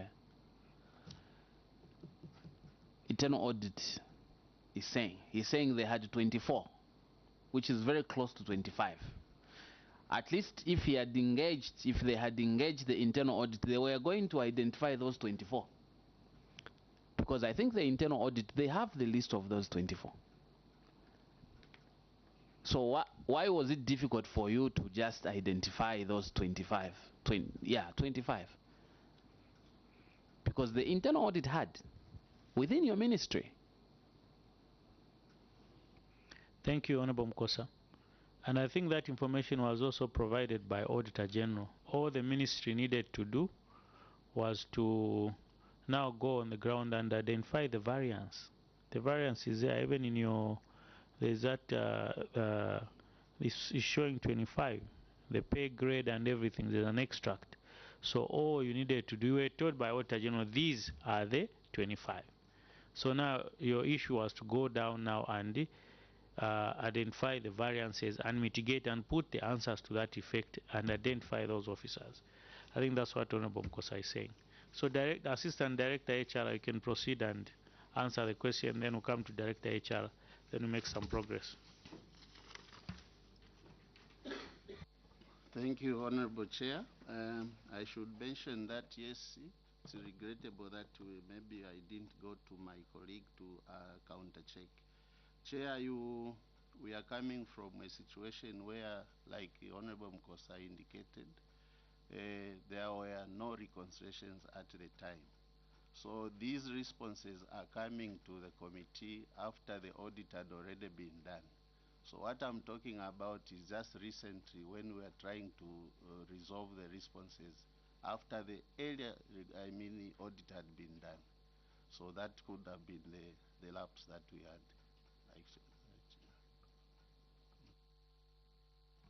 Honorable Mfarari, on the same issue? Maybe let me, Assistant Director, how long have you been at Ministry of Commerce? 3 weeks. Yes. Sorry, Chair. Who are the directors who are sitting there? Maybe if we could know the directors, because the challenge we have, Chair, is right now we have 4 ministries that are waiting outside. And these same directors, that we have here, were the ones who are supposed to be answering yesterday's questions on gender, on community development, and they are seated here. And then today now we have others who have come from somewhere else, 3 weeks old at Commons, and they did the same from where they're coming from. Because these audits, they're just the same controlling officer. We know these are... So where were you? Teaching Service Commission. Yes, they were here. They are still coming. So this is the challenge we have. If you listen carefully, Chair, the auditor gives a report which management does not even read. They are given the report. Here is the report where this is our findings. You find they have not read. Even that report is still sitting in the offices where you are, and you are saying, no, you should have gone to consult him. You should have just gone to the auditor's report, and you would have found the 24 first, with ease. But now we have a situation where you have directors don't read the reports, especially the reports that are coming from the auditors, internal auditors. They are seriously ignored. And I've said this before to many ministries that have sat here, because at first you didn't see the importance of the internal auditors. And you only start shaking when you start now seeing that maybe the Auditor General's office has moved. And some of the directors even here, you don't take this work seriously. And that's why the query was not answered on time, ending up coming to this table. Yet you are seated there, you had all the information. I think it's time to be serious. I submit. Thank you. I'll allow Honorable Mkosa, let me allow the Director HR to make some progress. That was a pending question. Then we can make some progress as we've got so many clients today. Director HR, there was that question. You can proceed. Thank you, Chair. I think the question was the same on the Excess 25, which we have provided now after the audit. And yes, Chair, it is regrettable, and we take note of what the Honorable Members of Parliament have observed. And we do take the Honorable Members of Parliament serious on the issue of us working hand in hand with audit, which we try as much as possible to do. We know that our audits are our eyes in the ministry, and we do take keen interest to engage them from time to time. It's just regrettable that we did not engage them on these Excess 25 whose names we were looking for. I submit, Chair. Thank you. Thank you. Honorable colleagues who have a position on this matter, we can proceed and look at the last question or questions. Honorable Olumai. Thank you, Mr. Chairman. Mr. Chairman, with your permission, allow me to ask a simple question so that we move to C. Mr. Chairman, this is in relation to irregular payment of housing allowance. I've gone through the appendices, Mr. Chairman. The officers who were irregularly getting the housing allowances, they were told to start paying back, which they started. I've seen some pay slips. But Mr. Chairman, I'm at sea to see any document to charge the officer who authorized this irregular payment of housing allowance. Because even me, where I'm seated here, if you give me PS $100 to say here's $100 for you, because human beings have got pressure every day. So if you are docking housing allowance in your account and you have got pressure, you are going to use it. But now the question is, who authorized this irregular housing allowance, knowing too well that these officers were accommodated in government institutions? I've not seen any action being taken against such officers. Thank you, Honorable Daka. Thank you, Chair. Yeah, just to add on what Honorable Maya is just asking, controlling officer, you submitted that you couldn't review the allowances paid to these officers because of lack of end users. Why was it difficult for you not to consult PEMIC on the same matter? I submit, Chairperson. Thank you. PS, you can proceed. Thank you, Chair. Maybe just 1 minute, and let me just consult Chair.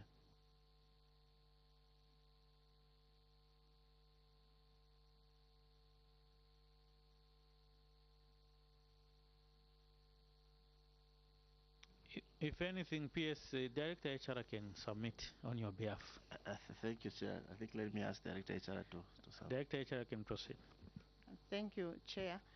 Chair, we must point out that at the time the officers were employed or recruited, they were not given any housing at that point.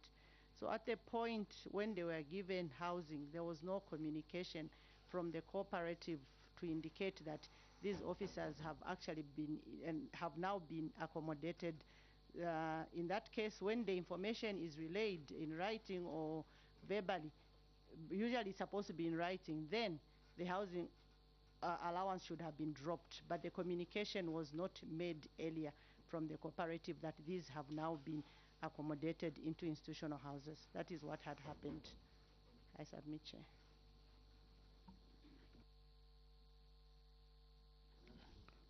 There's a second question. I know Honorable Ngosa has got a follow-up question. Honorable Ngosa, can make your follow-up your question. Sorry.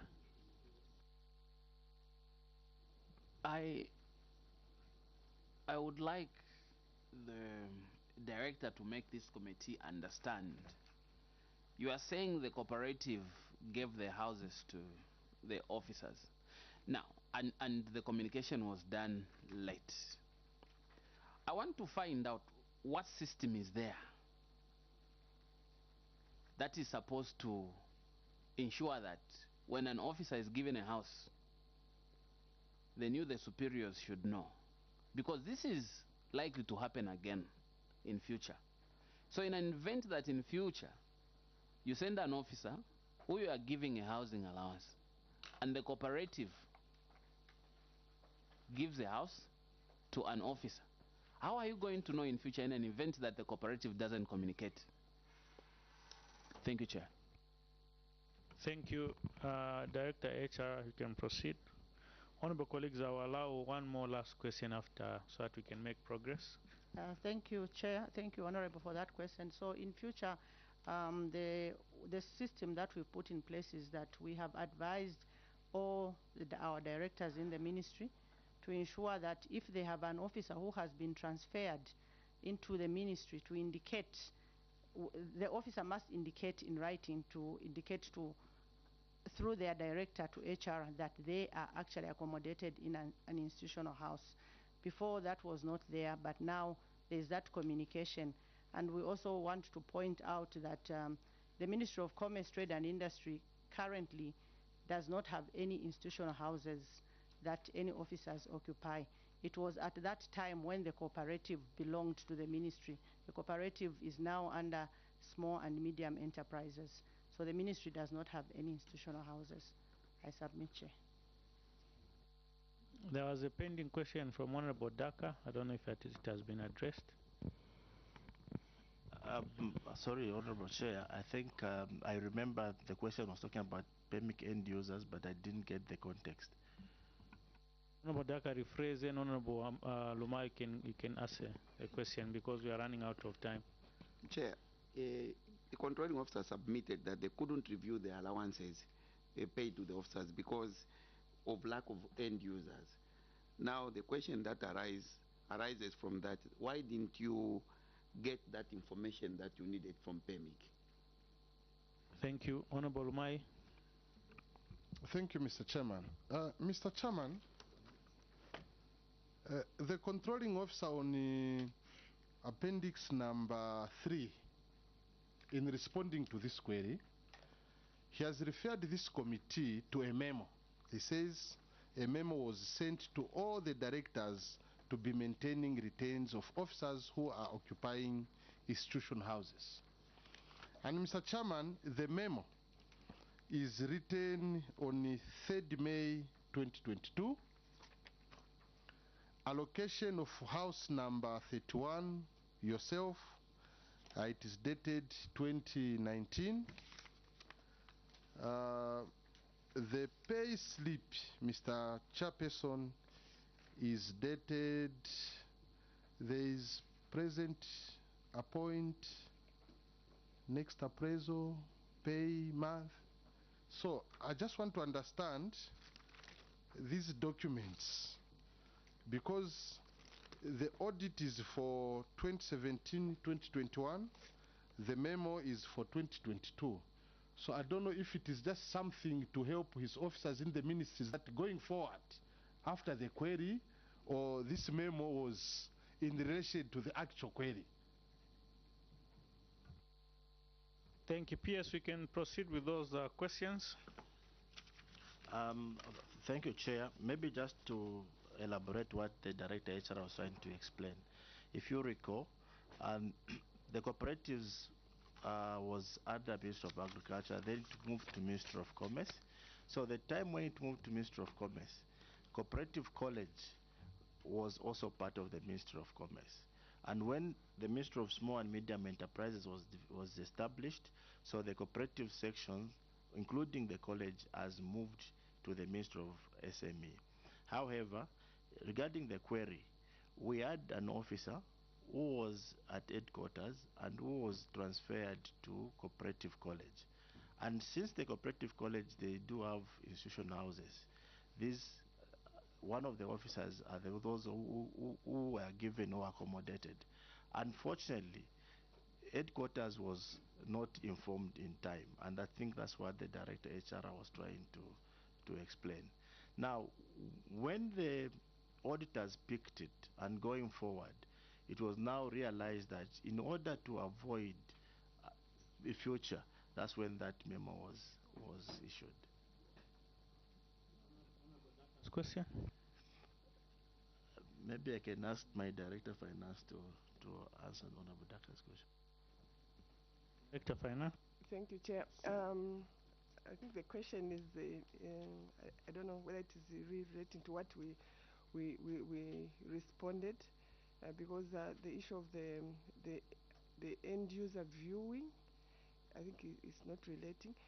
The issue, as the PS has responded, the issue here was that there was no communication between ourselves and the cooperatives.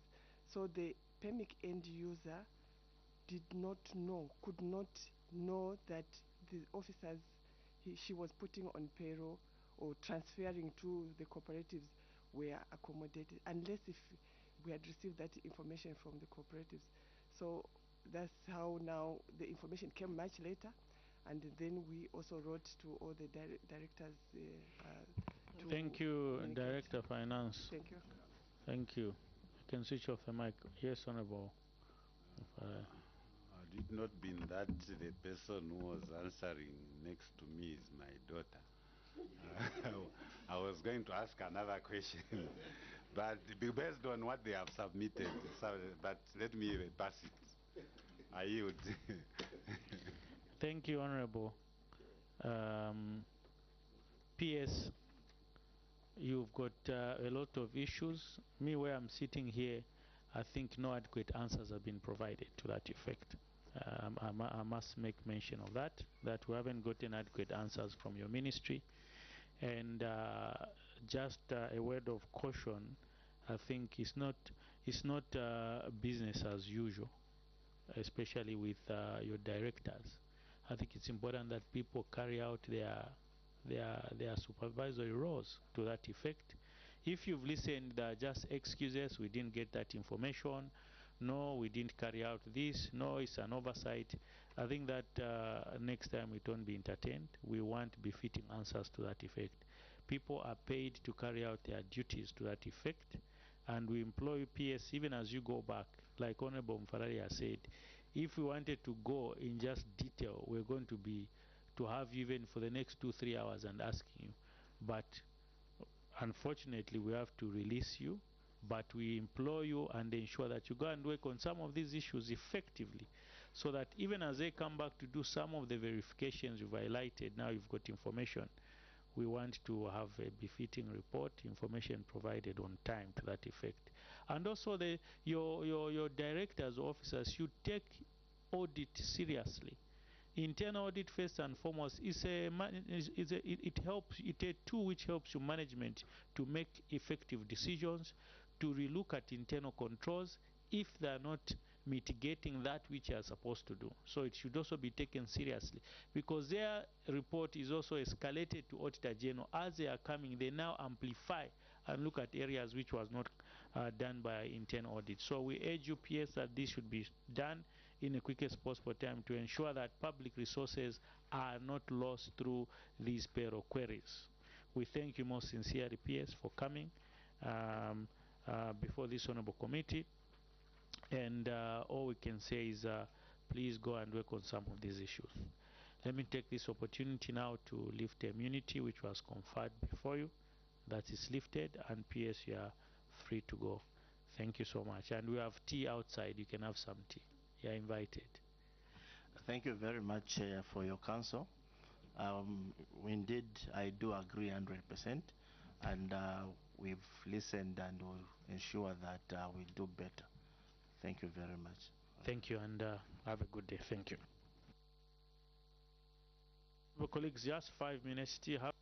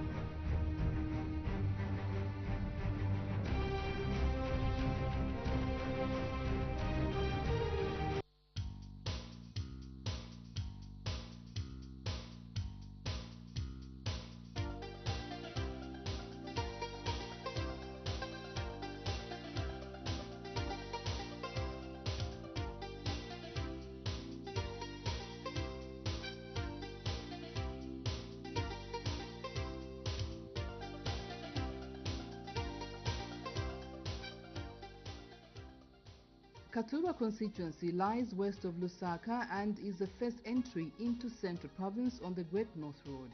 Katuba derives its name from Gutuba, meaning white sand. The constituency is mostly rural but experiencing rapid growth in real estate development and smallholder farms. There are also a few factories that have come up in the past few years. In order to bridge the gap between the area member of parliament and the constituents, a constituency office was established in 2009. Mr. Mwabashike Nkulukusa is Katuba Member of Parliament, elected in 2021. He now runs through the members of parliament that have served before him. I'm the number 8th member of parliament, the first one in the 70s when Katuba was annexed from Kembe, because it used to be one constituency, which we call the first member of parliament for Katuba is Mr. Laima, who is no more. He served up to around 1978, from about 1974-75, when the second member of parliament, Mrs. Muyunda Mavis, came in. She's the longest member of parliament to have served Katuba until the Multi-Party for Democracy came in 1990-91, when Gilbert Mululu became the third member of parliament. And then we had Mr. Shakafuswa, Jonas Shakafuswa, who in 2001, when UPND was formed and contested the first time, it picked the seat under the UPND with Mr. Jonas Shakafuswa, who became the fourth member of parliament. And after Jonas came Mr. Chikusu, Dr. Chikusu, who became the fifth member of parliament. Served just for a while, unfortunately he died. And then of course in 2016 came a lady again, Patricia Mashingwere, who I'm sure you saw also serve just for a short period of time, didn't finish her term. She passed on. She was the 60th member of parliament. And then in 2019, when she passed on, Honorable Bampi Kapalasa took over to finish her term up to 2021. The Katuba lawmaker now gives a general overview of Katuba constituency. Katuba is a peri-urban constituency, if you like. Of course, it's defined as a rural constituency, but because of the, before there used to be urban migration, people moving from rural to the urban areas, but we are experiencing rural migration, where people are moving so much from the urban areas into rural. And Katuba has been one of those that has become one of the main targets by many people wanting to settle because of its proximity to Lusaka. It is mainly, the main activities in Katuba is agriculture. It has always been an agricultural center, part of Central Province. It is surrounded by Kembe on the northern side, by Chisamba on the east. On the east there is Chisamba and the Chongwe, which also gets into Mandevu, and then we share also with Matero, Chilanga, Mwembeshi, Nangoma, and we go and share with Mumbwa. So we are somehow in between. It's quite wide in terms of the length, almost 120, 130 kilometers in the length, and about 80 in some areas, about 70, 50 kilometers in the width. So it's quite a vast constituency that now is experiencing two types of life: the peri-urban life on the eastern side and the typical rural life on the western side. Yeah. So it's a sporting constituency with a lot of young ones wanting to take into sport, but also the adults like myself. We love recreation through sport because it's predominantly a Christian constituency, predominantly SDA, which is Seventh-day Adventist, and most of those people don't want to engage into things like beer drinking and other things. So they find sport one of the easiest, one of the one which they don't think they would be committing any sin if they go for such recreational. Challenges faced by people in rural areas are quite similar, as Mr. Nkulukusa explains.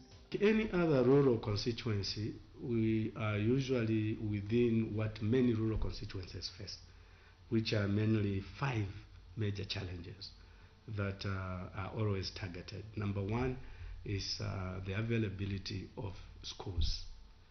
We have quite a number of primary schools, but we have very few secondary schools. This time at least we have about 1, 2. Now you can imagine for such a vast constituency to have only 1, 2 secondary schools it's a big challenge. But also the infrastructure of these schools, more especially the primary schools. The infrastructure is quite dilapidated. Many of the students or the pupils sit on the floor. We have a huge challenge to ensure that we provide desks, we improve some of the infrastructure. Katuba is a place where you will go to a school and you find that there is a house for a teacher that was built in 60s, cracked and all those things. So that has always been a challenge from the education sector. Shifangula Primary School, they are very lucky people. I'm sure if you should take a second visit, it's now one of the best schools that has worked, thanks to a church called the Church of Jesus Christ of Latter-day Saints. We partnered with them. That roof that was blown off was rehabilitated. They are now building 3 blocks of each block has 3 classrooms. They also completed one of the 1x3 classroom blocks that was started. So I can rest assure you, if you go to Shifwangola now, they are one of the luck schools that we partnered with an NGO, a church, which came to help us. But there are many other schools that could be in the state of the way you found Shifwangola before, that also require attention from us. The second is the health sector. First of all, Katuba had never had a hospital, whether a mini hospital, a level 1 hospital. We've only had the health posts that are so distant from the communities, and so that is a challenge because people have to walk distances. We thank the government now that they gave me a hospital, a level 1 hospital, which is under construction now. We are hoping that it will finish very soon. It will be the first ever in Katuba, despite the proximity of Katuba being near to Lusaka. Apart from one trunk road which passes through Katuba going to connect with Kembe, all other roads are almost impassable. They are very bad. And so some of them have even been abandoned because it's almost impossible to drive on those roads.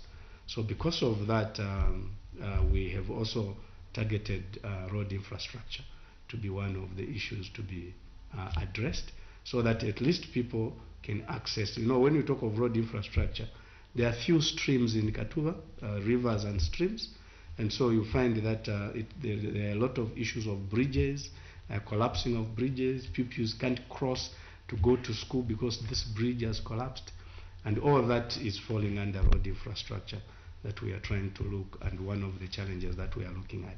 We have embarked on a project we are calling Electrify Katuba, where we have identified 36 actually, not 46, 36 electrification points that are public in nature. These are schools, health centers, and community schools. And we are trying to see how, if we take electricity to those areas, for example, for pupils, they are now doing a lot of ICT courses, but they don't have the infrastructure to demonstrate the ICT. All they are doing is theory. So we are hoping that once electricity comes to most parts of Katuba, then more especially to schools and health centers, then it is going to be a catalyst for development and increase the level of investment. Because many people, once you do the road, the Chinese actually were saying, take a road to an area, take electricity, then you'll have taken development. you investors will now go and put your own development there. Katuba is an agricultural center. We do a lot of agriculture. We don't have so much commercial farming in Katuba, but we have a lot of peasant and improved farming. And so you find that we need a lot of agricultural extension services. You know, animals sometimes die of corridor diseases, and so we need a lot of agricultural services from the government to provide those extension services for agriculture. Deeping issues, you know, prevention of diseases to animals, what type of crops to plant, gardening, and all those things.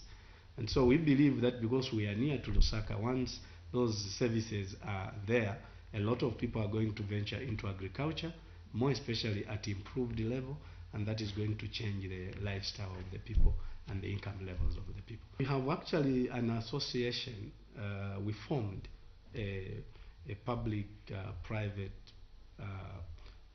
partnership association, which is called the Katuba Public-Private Partnership Association. Currently, it is being chaired by Mount Meru. Mount Meru, as you go to Katuba towards the toll gate, there is a huge manufacturing plant on your right, and that is the chair currently of that association. It was purely my initiative to try and bring the private sector together, a coordinated approach of how we can deal with the private sector. The Katuba lawmaker is passionate about changing the lives of the people of Katuba. The word of encouragement for me is that Katuba must be a little bit patient. The agenda, the real agenda for development has just started. We are, in terms of CDF, we are just months, not even a year. And in terms of government, we are just above a year. And when the CDF started coming, there was a lot of teething problems. And like any other good thing, there usually comes with a few challenges. We have learned the ropes. We have now a learning curve enough to implement. Like, for example, now, next month, we are starting to sit to plan for the CDF 2023. That is how much we want to be ahead of time. So a little bit of patience. Rome was not built in a day. The infrastructure was so dilapidated, it can be built in 1 month. But I can rest assure them that where the investment for CDF is going to go in the next 3 years, definitely they will see change. And that will be the basis for them to think whether I am a good captain to continue pardoning the ship, or I'm a wrong one for somebody else to come in. But it's all up to them when it reaches that point. Mr. Justin Mafuta is a professional assistant for Katuba Constituency Office. Well, majorly, my major objective as a professional assistant is to facilitate the work of the Member of Parliament in the constituency. As you may be aware, the roles of the MP, one is to represent the people in the constituency. So my major role is to facilitate the work of the MP in the constituency. Mr. Mafuta encourages Katuba constituents to make use of the constituency office so as to improve the constituent-member relations. The major reason why people should visit or come to their constituency is number one, is to have an engagement with their lawmaker or their representative. There should be an interaction between the member who is the MP of the constituency, as well as the constituents, in line to say, because as long as there's no dialogue between the MP as well as the constituents, tangible developments cannot be achieved. Also, one thing also I want to make mention, dialogue should be a two-way thing, in the sense that the constituents, they engage the MP because one of the major roles of the MP is to represent the people in the constituency. So once there's that engagement in terms of interaction, the MP picks everything that the people of the constituents have told him to go and request on behalf of the people to the executive, who is in this case the ruling. Also, this office acts as an information hub in the sense that once the MP gets information from the executive, he also conveys the message back to the people in terms of a policy direction from the government. So it has to be a two-way attire in terms of the interaction. A constituents office is a goal of parliamentary improvement aimed at taking Parliament closer to the people.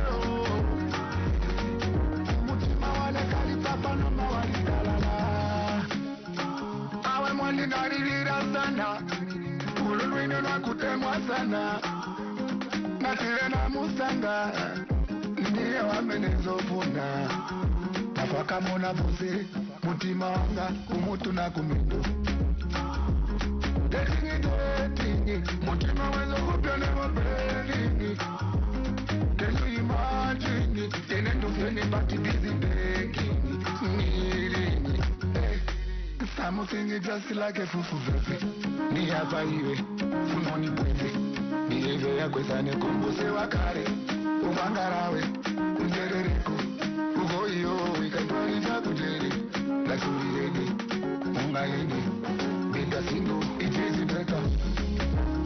Hey, hey, yes, beta nikakote singo nebo, univutisa mutima, beta nikakote singo nebo. Papa no mawali kalala. Hey hey hey.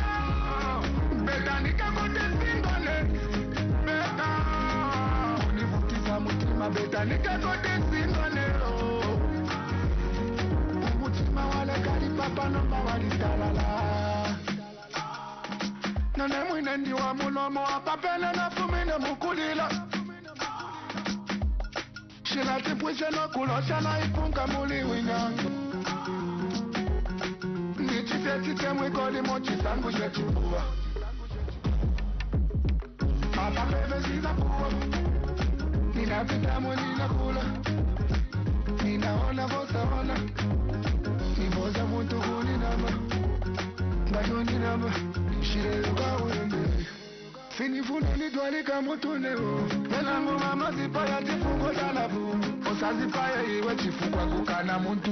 Ukazipaya lelo. Alina wina mailo. Kafa bantu bashala bantu. Ngoni na mawa kundala kata nishinyo kulala. Mekanika kote singole. Mekanika kote singole. Mutima wale kali papa no mawali kalala. Hey hey hey. Mekanika kote singole. Beta.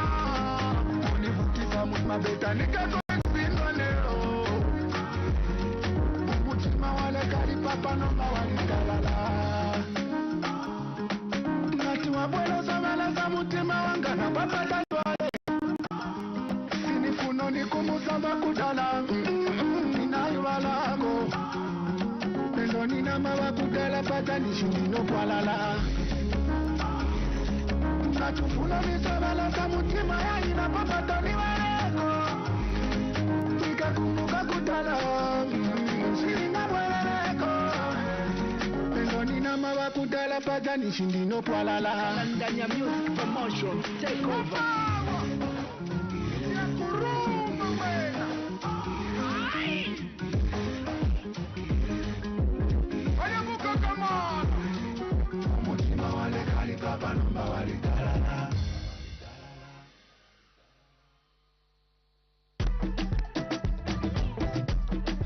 Happy people.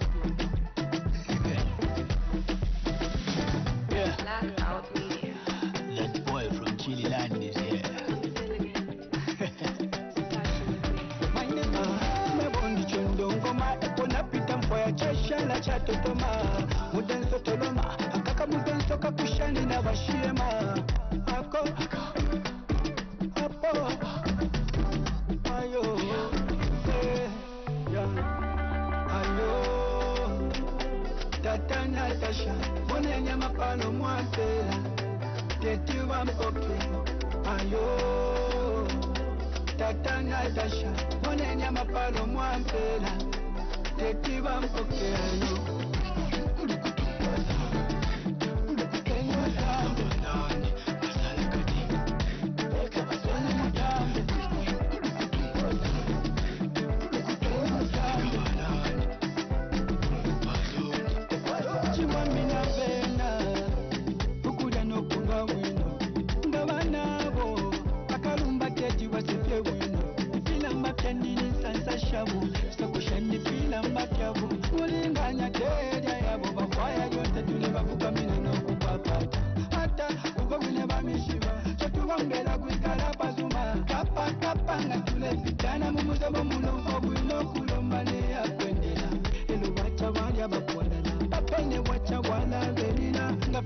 Chaipona palidola nombaline panshivala bwelela ndami pepela nesala myelela tamuba koinelo nchelela nine mwana lesa mwilandelela padepende mwamposi epo tatantolele musalu walipesa mbale luwasasa maseli mutamayo tata Natasha mone nyama palo mwampela tetuwa mpoke ayo tata Natasha mone nyama palo mwampela tetuwa mpoke ayo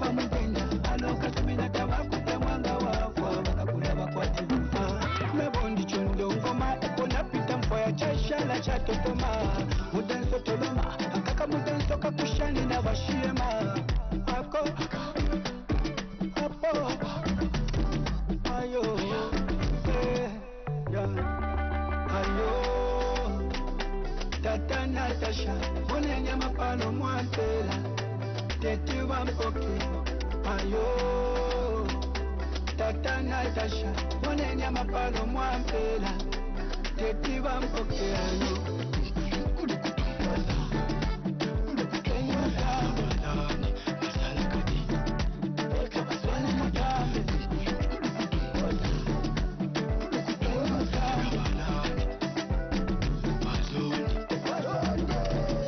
For the 4G music.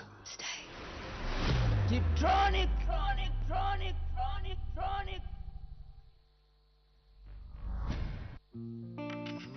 Yo boy, yo maps, Kampana Kandalam.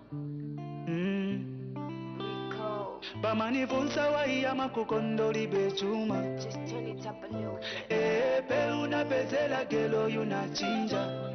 Samanisunga careless. Kumutima ali permanent.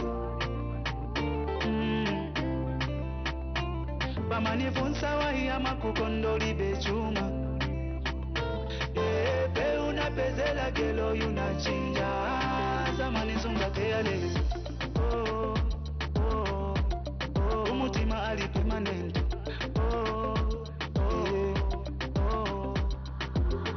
Ngawacha kalimbusha inosanyusha nikalinilotande kupa.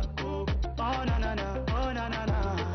Ngawacha kalimbusha inosanyusha nikalinilotande kupa. Kampana kangalama ananifaka mukapoto nesakachoke enzo dautaleka bashokwe tonse mukazuba nolomvula iloki.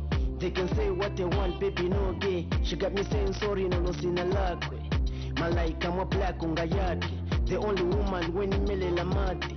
Follow me pena diaka udiake. Aman treat follow kinyi pamunzi. Mukazi wema wishing atika ngale mushi. Ni dream come true musaka ni ushi. She a strong girl mukati na kunzi. I'ma fight for you, I'm your soldier. Tima yambana but tima is over. Since akakuuza po it's over. Happiness yanga ndio iko. Pamanivunsa waiyama kukondoli bechuma. Pe unapezela gelo yunachinja. Samanisunga careless. Kumutima ali permanent.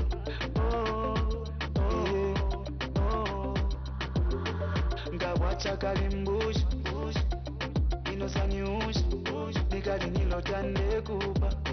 Oh na na na, oh na na na. Ngawacha kalimbusha inosanyusha nikalinilotande kupa. Oh na na na, oh na na na. She drinks while I drink, eats while I eat.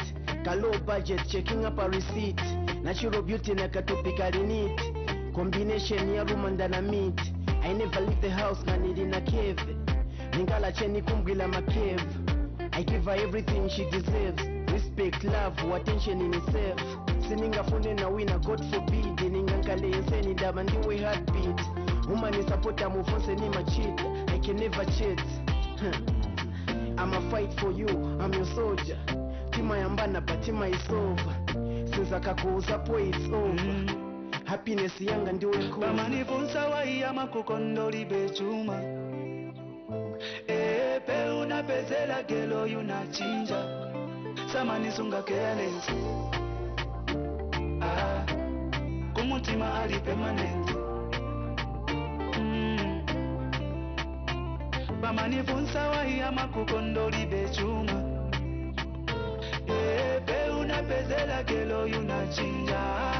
Samanisunga careless. Kumutima ali permanent.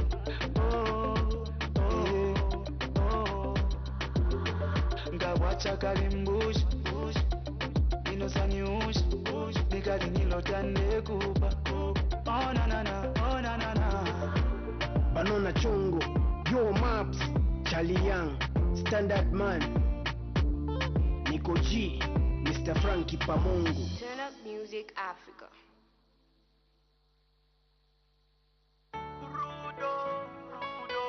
The Lion King.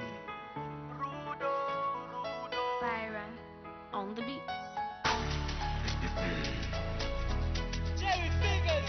More faster. Chapo.